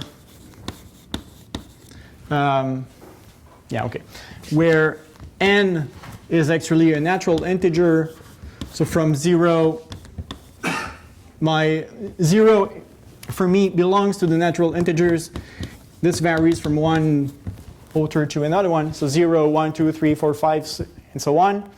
So actually it has to stop at somewhere, at some place. And all the exponents are integers. So 1, 2, 3, 4 up to n. And these AIs here are numbers.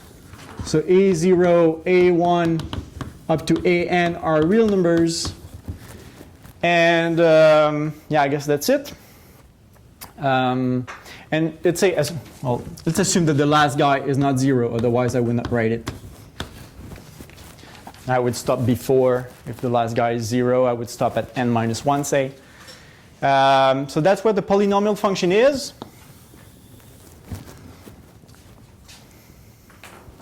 And maybe I can add one piece of information. The degree of such a function, polynomial function,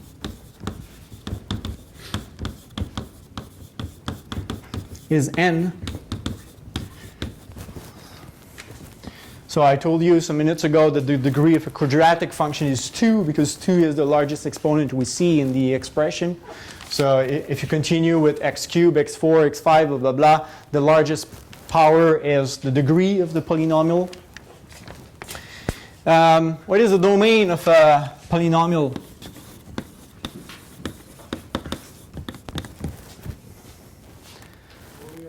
All real numbers, that's clear. I mean, if x is any number, I can square it, or I can take its third power, and so on. So because all the powers are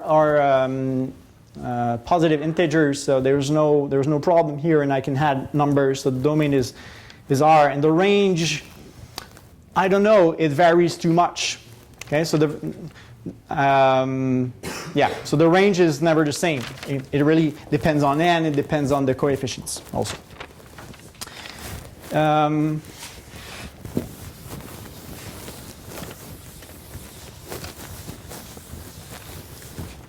Some examples quickly.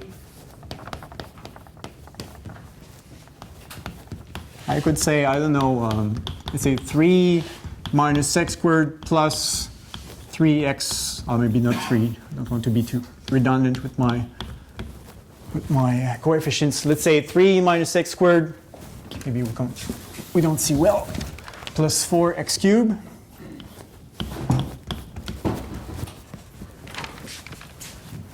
What is here a0 if I compare to my definition? 3. Well, is this a polynomial? Yeah. So a0 would be 3a1. Okay, that's the point I wanted to make. Actually, well, I wrote a1x, but of course, if a1 is 0, we don't write it. So here a2 would be -1, and a3 would be 4. So this is a polynomial function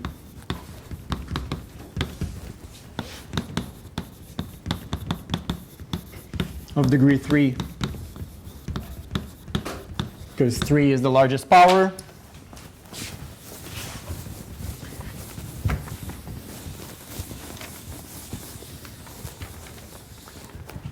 And before talking about polynomials, we spoke about linear functions. Are linear functions polynomial functions?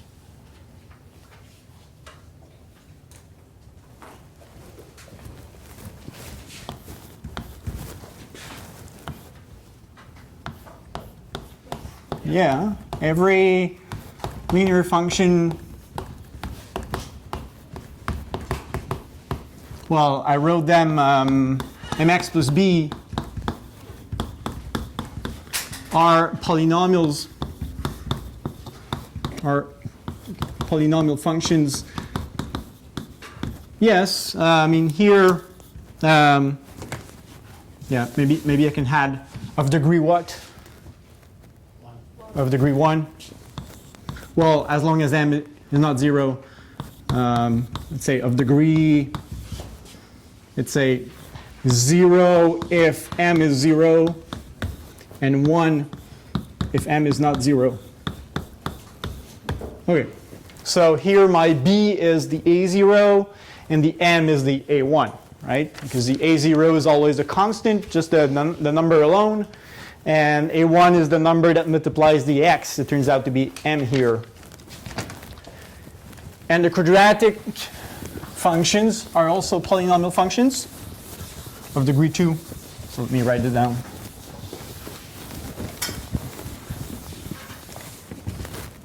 Okay, so example number 3, every quadratic function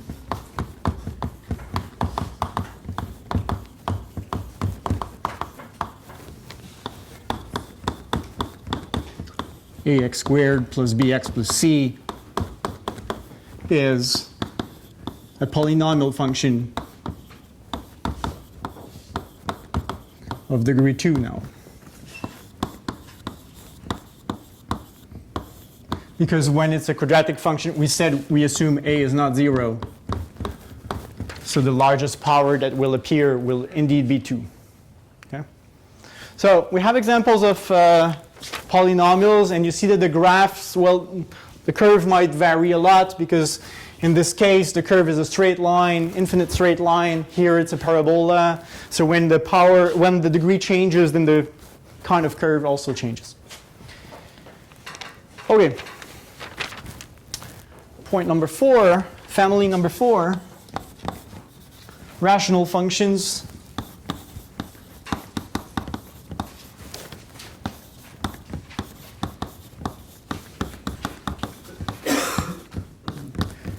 What is a rational function?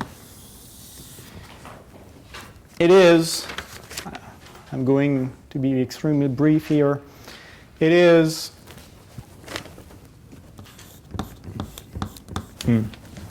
a quotient of two polynomial functions. So you have a polynomial function f of x over a polynomial function g of x.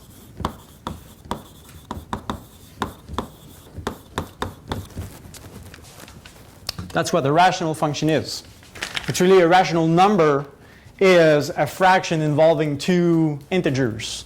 A rational function is a fraction involving two polynomial functions. What is the domain of a rational function? So the domain of a rational function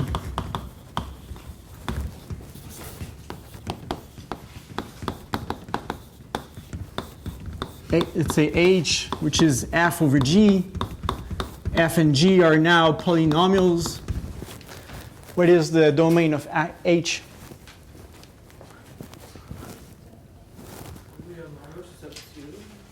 Except 0? You're close. You're not.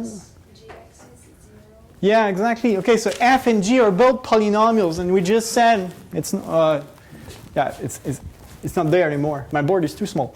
Okay, so we said the domain of a polynomial is R. So actually I can assign any value to x here in f. I'm going to be able to compute f.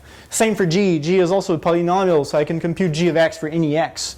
But I have a division here. So if g of x turns out to be 0, I'm in trouble.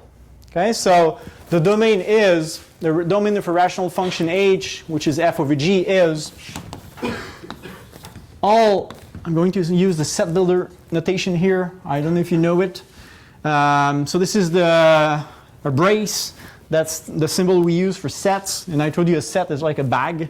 So it's a bag containing all x's in R, so all real numbers and the vertical bar. And sometimes you see 2 points. It's a colon or semicolon. What's the name of this in English? Colon. Okay. So sometimes you can see a colon instead of a vertical bar, but I'm used to the vertical bar. So all the x's in R such that gx is not 0. Okay, so this bar means such that.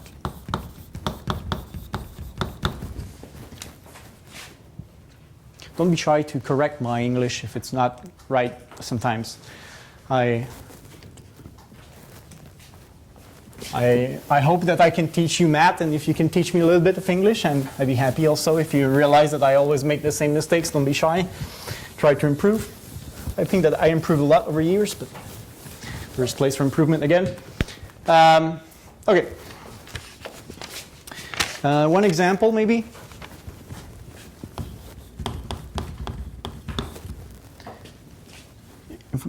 Let f of x be the function, say, x over x minus 1. So this is a rational function because it's a quotient of two polynomials of degree 1. Two lines, actually. The one on top is y is equal to x, and the one at the bottom is y is equal to x minus 1. So two lines of slope 1 with different y-intercept. So the domain here, what is the domain according to what we said?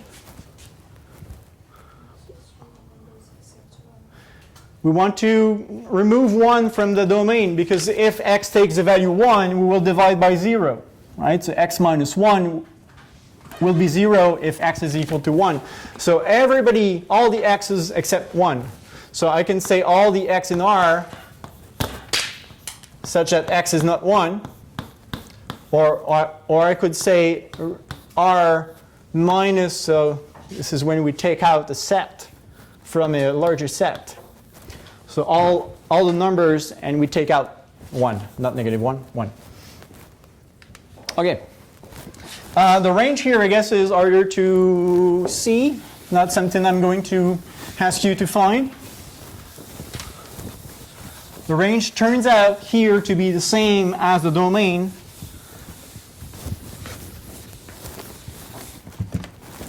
So I just give it to you for completion, but it's not so clear.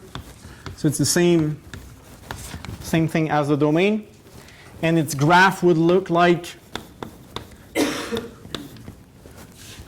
well, does look like, that would. So I cannot put 1 in there, so let me draw a dotted vertical line at 1. And y equals 0 is also not in my range, so let me draw a dashed horizontal line at 1. And it turns out, and it's okay if you don't know it, but the curve looks like this. So there is a piece here, piece of the curve there, and another one there. It's going to pass through 0, 0, because if I replace x by 0, I get 0 over negative 1, which is 0. So it's going to look like this. It's okay if you don't know it, as I said. So these dashed lines are called asymptotes. So we have a vertical asymptote, which means that the curve is going to get closer and closer and closer to this imaginary vertical line here. And same for the horizontal one. As x is large, both positive or negative, the curve is going to get closer and closer and closer to the value 1, actually. So as you see, the graph of a rational function can be a bit strange. So in general, it's not something we know really beforehand. Okay, any questions on all these families? Yes. Yeah. After the real number sign, what's that dash here? This one? It's like minus. So you take that set, you take all the real numbers, and you take out 1. Okay, so that's what it means, not including 1. Basically. Not including 1. Yeah, I could use interval notations, maybe you know better. From minus infinity to 1 excluded, union from 1 to infinity, for instance. That would be another way to write it also. But 1 is definitely not in the set.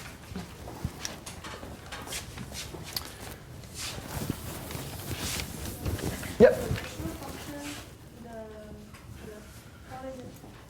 Function of fx and gx, their degrees cannot be the same. Repeat that. The degrees of f and g are the same? They can be different. Yes. Yeah. Sure. Yeah. There is no relationship between the degree of f and g.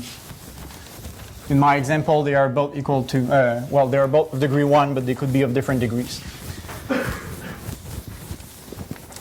Okay. Actually, it's not a topic that we will investigate a lot in this course, but you will hear this word, rational function, so it's good to know what it is. Okay, so this was chapter 3. Chapter 4 now, which is exponential and log functions. Exponential and logarithmic functions.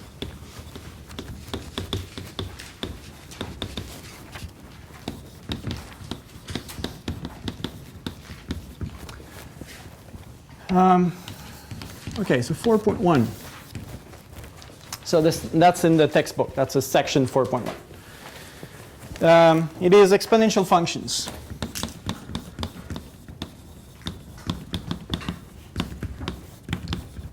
I guess you have an idea of what this is because that's a topic we discussed in 196. Logarithms, maybe less, right? That's not something we discuss.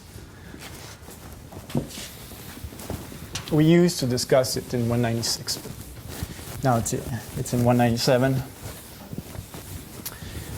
Okay, so what is an exponential function? We have to start with a number b for base, and this number b must be greater than 0. Okay, so let's take a number like 2, 3, 5, pi, if you want, any number. And the exponential function base b will be b to the power x. So the exponential function base b is the function f of x, which is b to the power x.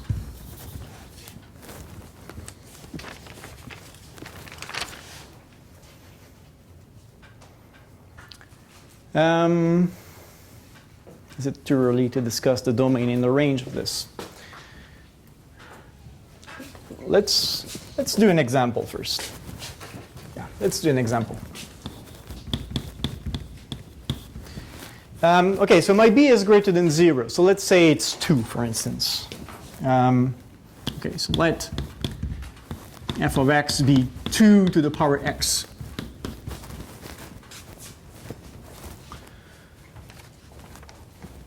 Then what is f of, I don't know, 3? It's 2 to the power 3. So have a look at what the function does. Actually, if you assign certain, well, if you give to f a certain value, expression, whatever, f is going to take what you give to it and put it as an exponent for 2. Okay, so I could even, I'm just going to put numbers here, but I could even put x squared, for instance. Well, f applied on x squared would be 2 to the x squared. Okay, so everything you put there appears as an exponent for 2. So f of 3 is 2 to the 3, which is 8. What is f of, well, let's say 2, that's easy, but 2 to the power 2 is 4. What is f to the power 1? F of 1, I should say. This is 2 to the power 1. So 2.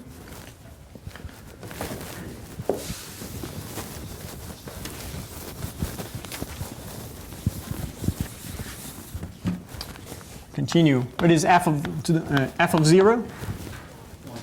1. It's 2 to the 0, which is 1. I'm almost done. There was maybe one value that I forgot to do. I'm going to do it now. F of 1f. It's 2 to the power 1/2. And the power 1/2 is the same as the square root. So it is square root 2, which is 1.41, something like that. For a moment, I just assign positive values to x. Can I assign negative values to x? For instance, negative 1? Yeah? I will get 2 to the power negative 1, which is, now it's 1/2. And a last one, because I should not spend the whole hour on this. 2 to the negative 2.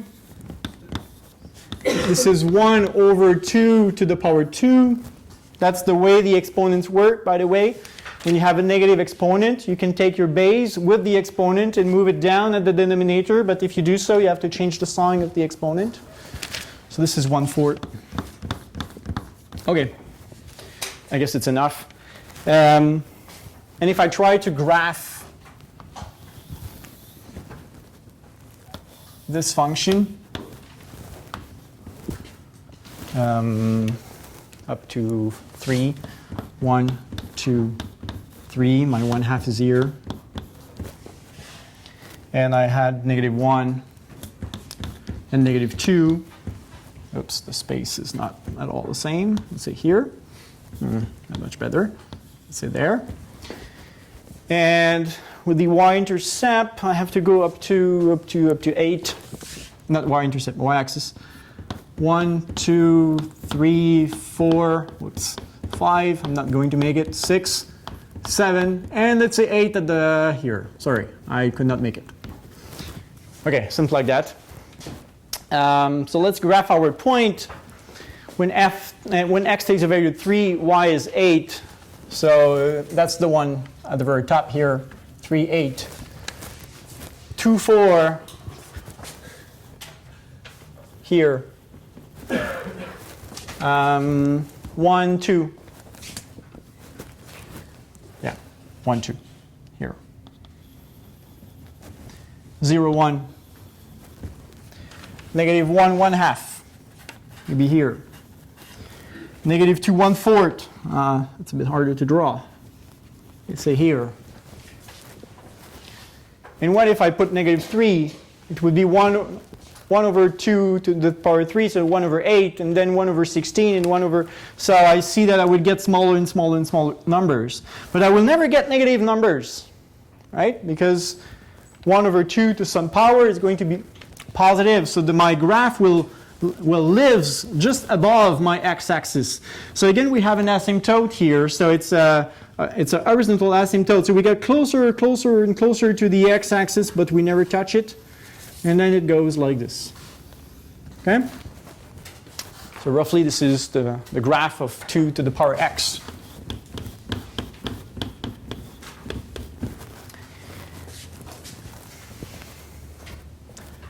I guess at this stage I should do another example. I'm not sure I want to waste time on another example. What happens if... Okay, another example. A bit faster. So this is my example 1, say. Example 2. Let's take now my base is going to be 1/2. Not 2 this time, but 1/2. It's going to be the difference now. Will the shape of the graph be the same or not? Let's see. Let's just try 4 or 5 points. Let's say I compute f to the 2, say. What is f to the 2? F of 2, sorry. This is 1/2 to the power 2. And I guess, well, I did not discuss the properties of the exponents yet, but the exponents are compatible with the divisions. So I can distribute my power. So I get 1 squared over 2 squared. Or, I mean, even if you don't know the rules, this is 1/2 times 1/2. That's the meaning of the square. So 1/2 times 1/2 gives you 1/4. F to the 1, say, is 1/2 to the 1. That's 1/2. F of 0, this is 1/2 to the 0. What is 1/2 to the 0? 1. And let's try one more, f of 2, say, of negative 2, sorry. This is 1/2 to the power negative 2. What is this? It's 4. Okay, this is, if I play the same game as I played over there, this is 1 over 1/2 to the power 2,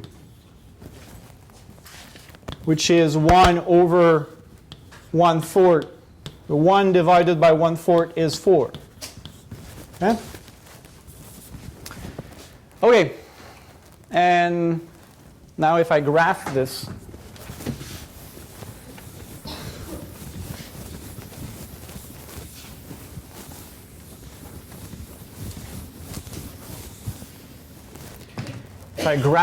what do I get? Do I get the same kind of graph?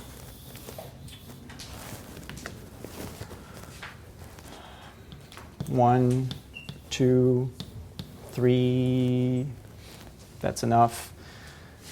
Negative 1, negative 2, up to 4? Yeah.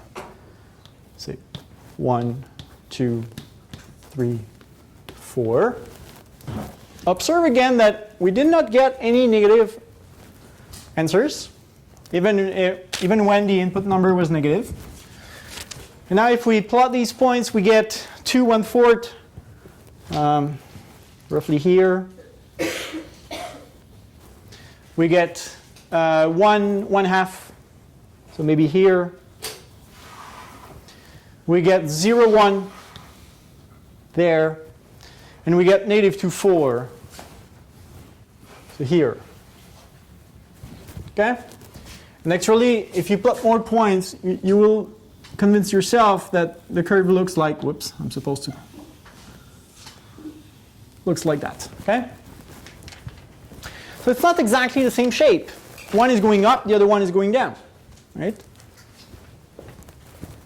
So this is 1/2 to the power x. So let's see what are the possible shapes.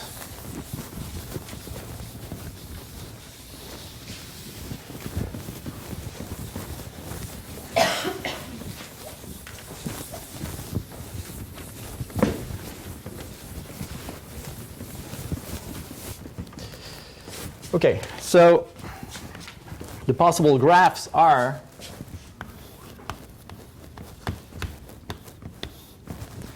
we have to make the distinction between a base which is larger than 1 and a base which is less than 1. That's why the two graphs are different. So when the base b is larger than 1, we have a certain graph. That's the one we got.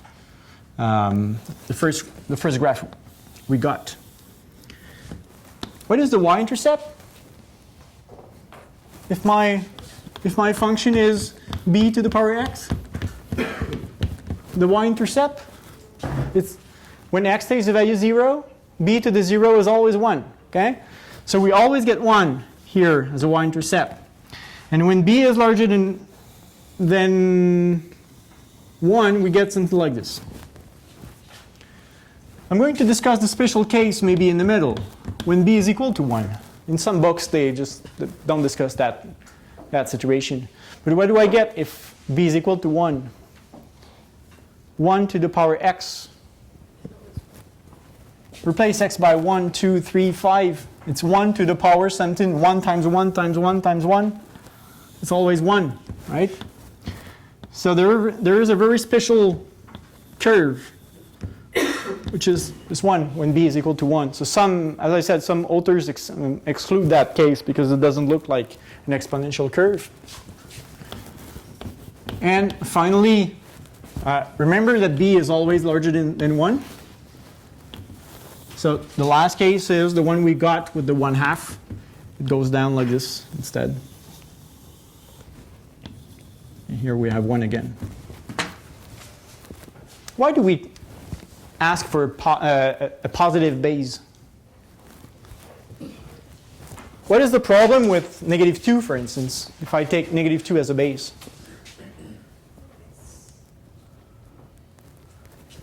It's not continuous. It's not continuous at all, actually. Because there are some powers that don't really work. What is -2 to the power 1/2?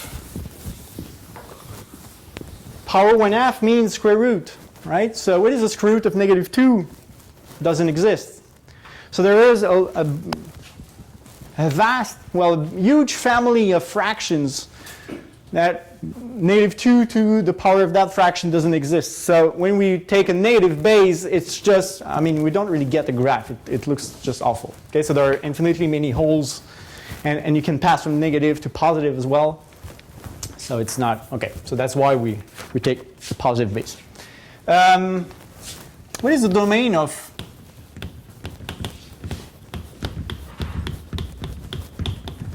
b to the x? I guess I just answered that question now.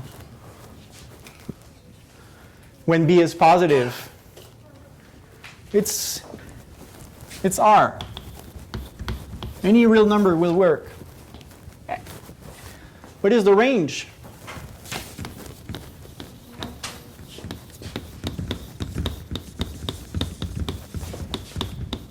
What is the range? Strictly positive numbers. Yeah. So we never get negative numbers, but we also never obtain 0.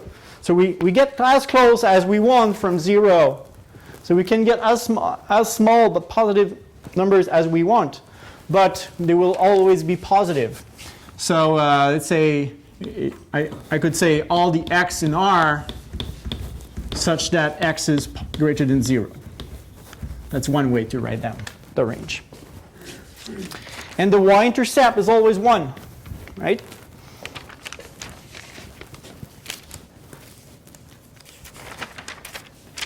Okay, now let's see some rules for the exponents.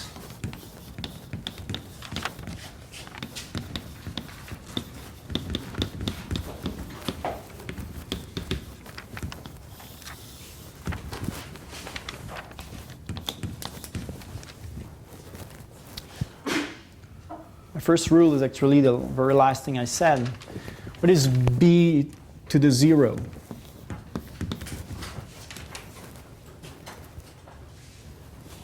When x takes the value 0, it's 1. Okay, 1.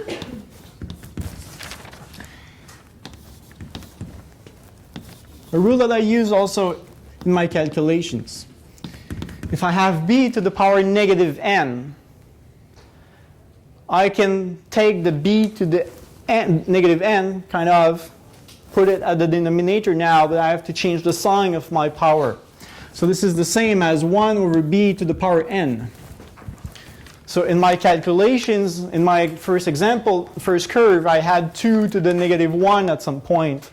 And then I said, okay, that's the same as 1 over 2 to the power 1, or 2 to the negative 2, and I said it's 1 over 2 to the power 2. So when you take things and you move them down at the denominator, or up, depending, you have to change the sign of the exponent. Third rule. B to the n times b to the m, n and m being numbers. Is there another way for me to rewrite this?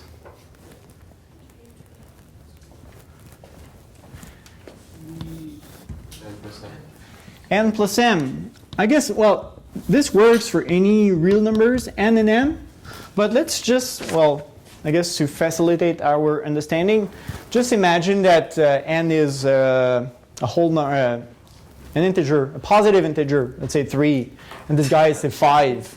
What is the meaning of b to the 3? It means b times b times b, 3 copies of b, right? And then if this one is 5, then it means 3 copies of b followed by 5 copies of b, right? So we have b times b times b, how many times? 8 times. Of course, this is just for positive integers.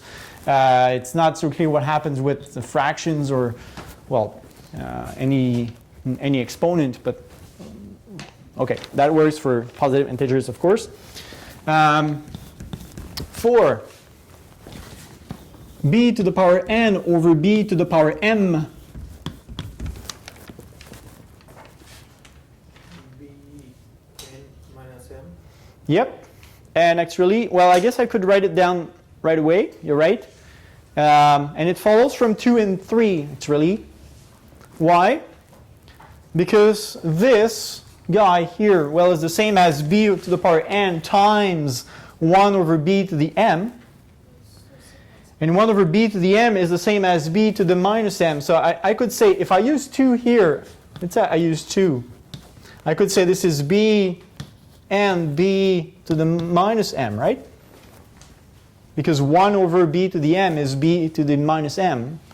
And then I can use 3 and add them. So my property 4 is a consequence of 2 and 3. I guess you can now forget what is in the middle. But okay, so when we have a number to some power over the same number to another power, or the same power, the answer is b to the power of the numerator minus the power of the denominator.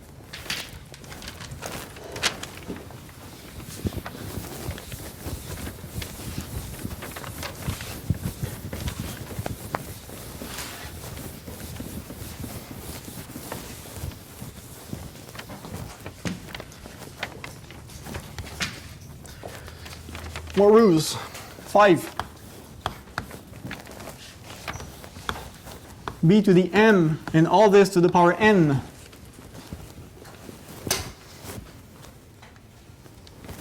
I can rewrite this as b to the power m times n. It works for any mn, but again, let's say m is, I don't know, 2, and n would be 3, say, then what do we get? We get, well, b squared would be b times b, and you have to repeat this pattern 3 times. So b times b times b times b times b times b. So you have 6 now copies of b, right? So it is 2 times 3, 6. So, okay. So in that setting, you can just multiply the powers. 6.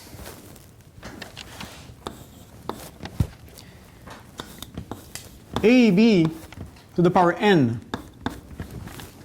Am I allowed to distribute the power? Is it the same thing as an times bn? Well, a to the power n times b to the power n. Yeah. Again, imagine this n is 3. I don't know. Okay. Let's say 3. This would be ab times ab times ab, right? So you have 3 copies of A and 3 copies of B. And if you rearrange them, then you can put the 3 copies of A first and then the 3 copies of B after. So you can distribute. Well, A and B are negative. In this setting, they're not negative. Yeah. Yeah. I can write it. Okay. Actually, this side could make sense, indeed. Because if you have A, which is -2, and B, which is -3, their product is 6, and then it could make sense. Even if n is the square root actually 1/2. But if you split it, and then you get -2 to the power 1/2, then you're in trouble. Okay? So when A and B are both positive, then it works. 7.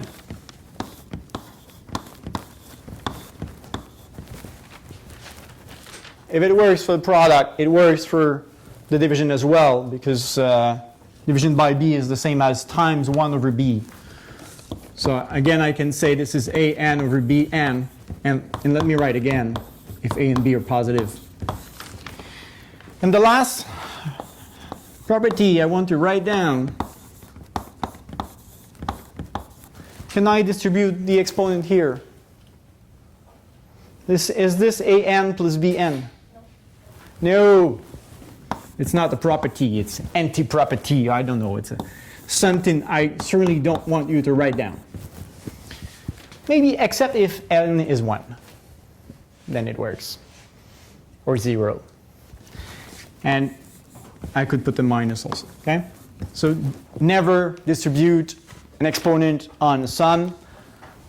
I know I will see this quite a few times this semester. Well, no, because I don't really mark your assignments, but I'm sure some of you will make that kind of mistake. Okay.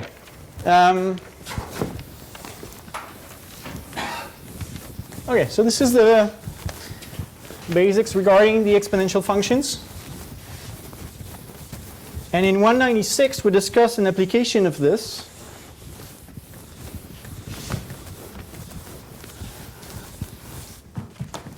Which is compound interest.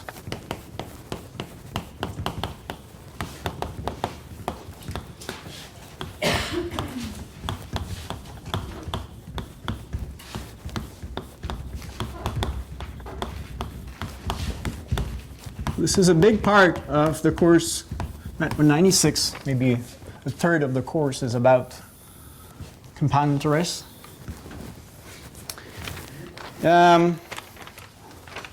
I will not repeat all the story. I will tell you what the setting is, and I hope you remember the formula. Okay, so suppose that you invest P dollars at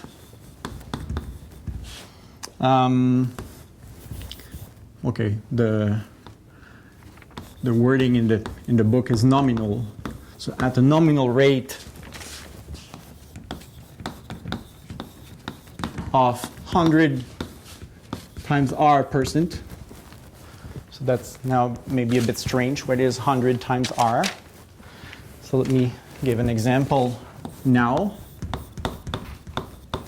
So let's say you invest your money at 5%. What has to be R for 100 times R to be equal to 5? So if you invest your money at 5%, then 100 times R is equal to 5. So if I divide by 100 on both sides, I get R is equal to 0.05, right? So if the text is you invest P dollars at 5%, you have to actually convert this 5% into, well, it's decimal representation. So divide 5 by 100 and get 0.05, okay?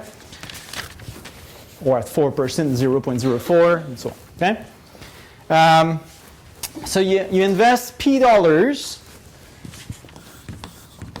and your money is compounded n times per year. which means n times per year they pay interest on your amount. It could be every day, it could be every month, every year. Normally in the regular bank account it's every day. It's easier just to, well, with the withdrawals and the deposits, then it's easier to compute the value of the account every day. Okay. So after t years,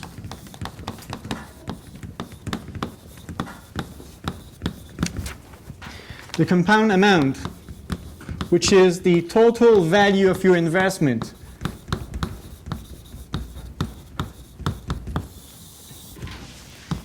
okay, and I guess that's, maybe I have to explain what compounded also means. Not only they pay you interest, but I mean you don't put the interest in your pocket. You let the interest in your bank account so that these interests now earns interest. Okay? So you will earn more interest in the second year, for instance, than during the first year, because after the first year you have accumulated some interest. And let's say if you invested $100 at 5%, then after the first year you have $105, and then you will earn interest on $105. You will get a bit more than $5. Okay? So this is what compounding means. So now if they pay you interest n times per year during t years, then your final amount is, maybe I'm going to write it here because I want to explain the formula a little bit.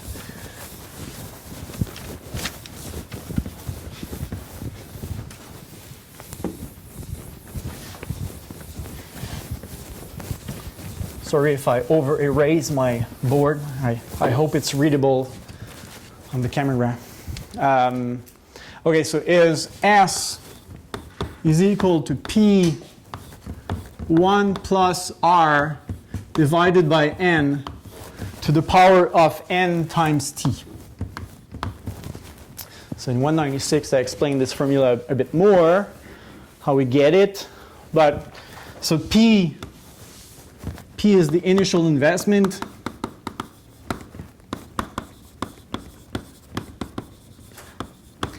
P for principal, it's really. R over N, okay, so R is like the annual rate. So when you invest your money, you kind of invest your money, say, at 5% compounded monthly. So monthly would be 12 times per year.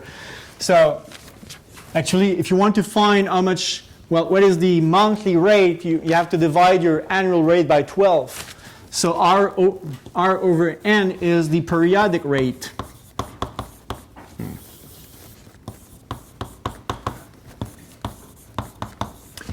And the NT, the exponent NT, is the total number of periods over these t years. Total number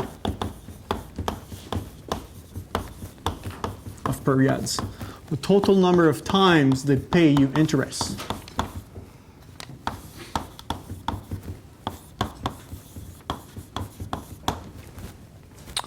Okay, so the periodic rate, maybe I can write it. You get the periodic rate by dividing the nominal rate by the number of compoundings per year, which is n.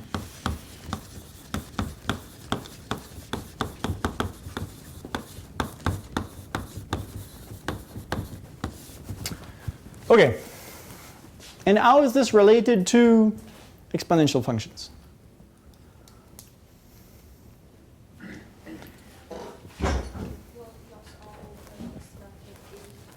Louder?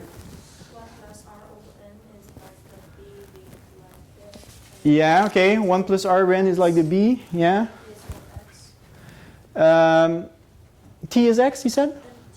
NT. NT, okay. It could be NT, yes.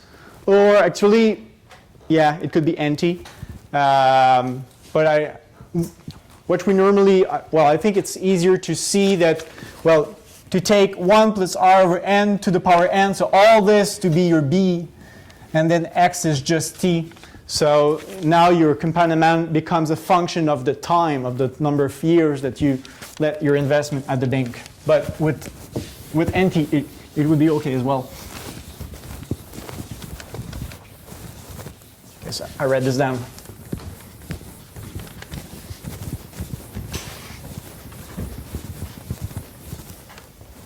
Maybe one more thing here, sorry.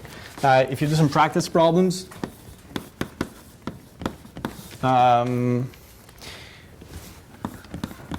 you will see a compound interest, word compound interest, well, especially in the book. So the compound interest is your final amount, S, total amount, S minus P. So it's really actually all the interest that you earned.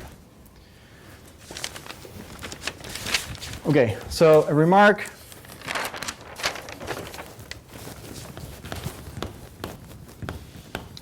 Two remarks actually. Okay, so the first remark is what we just discussed together. So if, let's say if P, R, and N are fixed, they're known. Okay, that's the rate, it's R. N is the number of compounding per year. Okay, so let's say now T is the only variable. So if P, R, and N are fixed, is better. S can be seen as a function of T.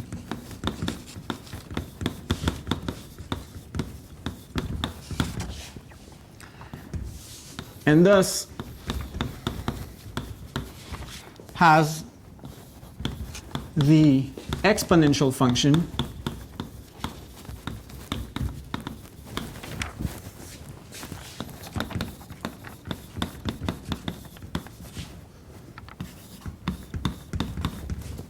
let's say P times B to the power T, where B is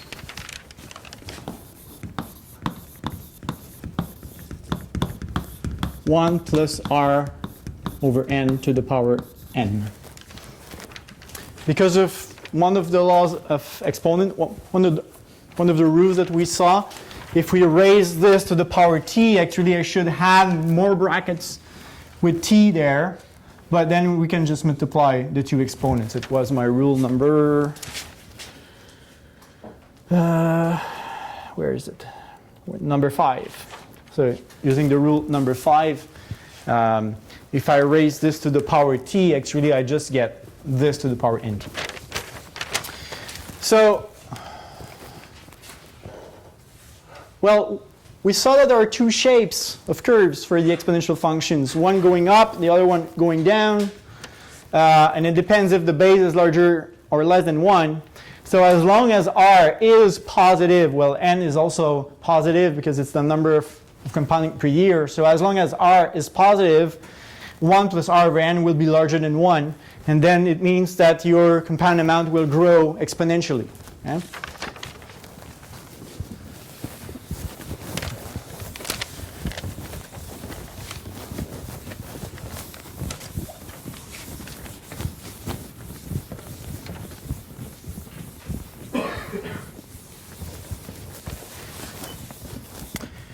Okay, remark number 2. It's a table I want to give and some terminology. Compounding N and what a period is, it's also something that is discussed in Met 196. So I'm in the same setting. I invest P dollars at the rate R during T years with N compounding per year. So if you see in the text that your investment is compounded annually, so every year they pay you interest.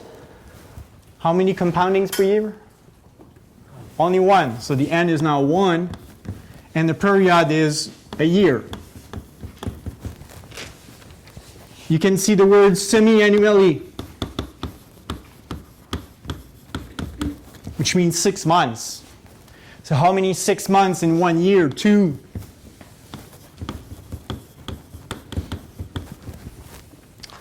You can see the word quarterly.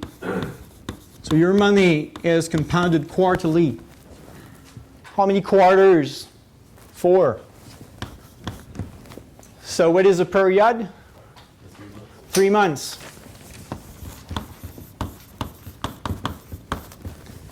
I have 3 more to give. Monthly, 12 months per year. So 1 month. Weekly and daily. So weekly. We will agree on something. I know there 52 is not exact. And especially when you invest your money, I guess, for longer than 4 years, eventually there will be a year with less days and so less weeks in some sense. But let's agree on, yeah, so 52 weeks per year. And finally, daily. Let's agree again on 365, so it's 1 day. If on Webwork or if, well, in the book, I know they don't do this, but if on Webwork they want you to consider less days, because I think that in the banks it's 360. The real number of days I think that the banks use is 360. So it will be mentioned. So if nothing is mentioned, use these numbers, okay? Okay. One more thing before I finish.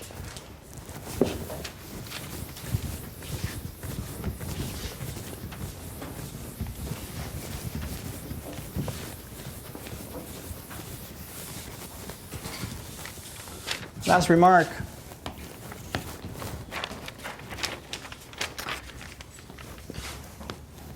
It's going to be followed by an example. More compounding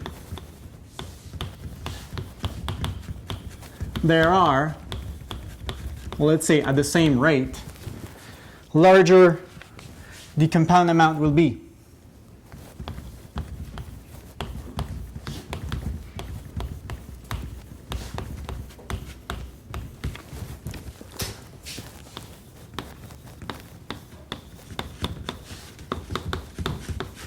So I gave you an example to illustrate this.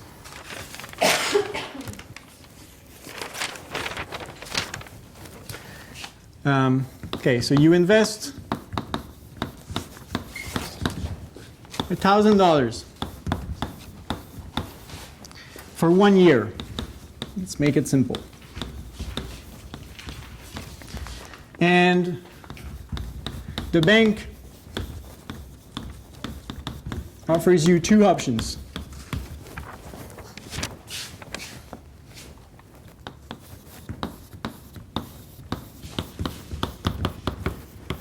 I have 3 on my sheets, but as time is running, only 2 now. First option is a rate of 8% compounded annually, or let's say quarterly, sorry, compounded quarterly.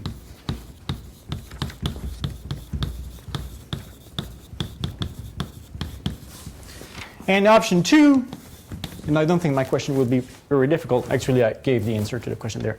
But a rate of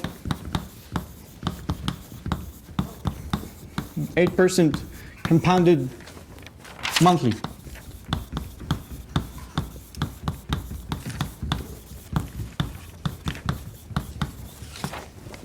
What should you choose?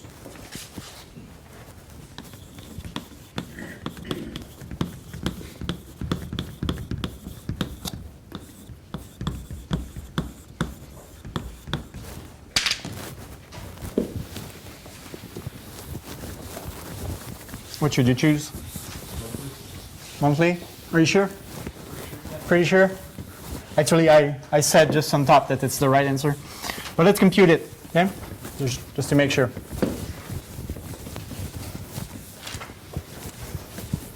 And if you pay interest instead of, if it's a loan, which one do you want?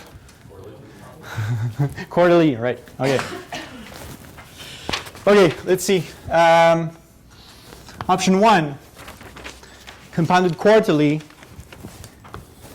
We have the formula S is equal to P 1 plus R over N to the NT, but T is 1 because I said the investment is just for 1 year.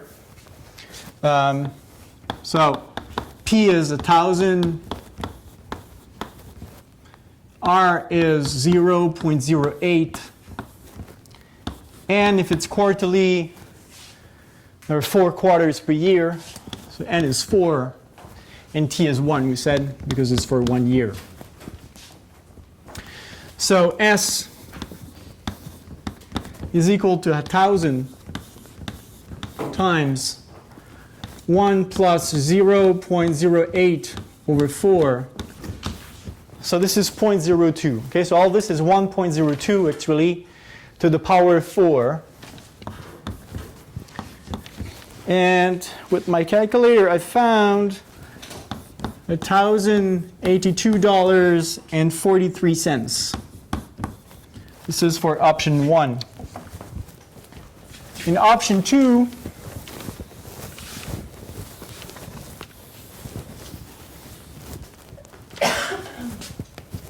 same formula.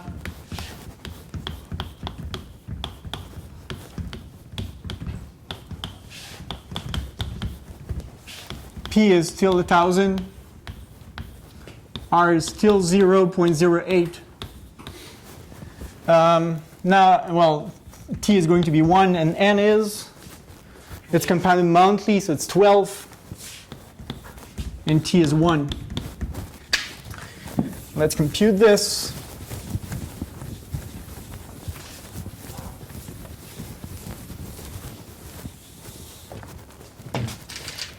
Okay, so S is 1,000 times 1 plus 0.08 over 12 to the power of 12 times 1.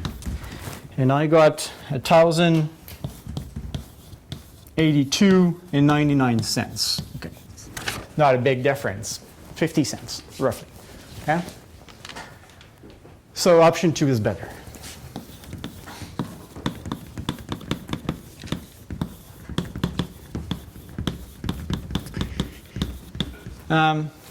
Happy, it's exactly where I was hoping to be. So you can do your assignment 1. In 2 days, I will continue from there. And we will take more and more and more compounding, say 6 billion compounding per year. What happens with the interest? Okay? I guess I stop here. Well, any questions? No?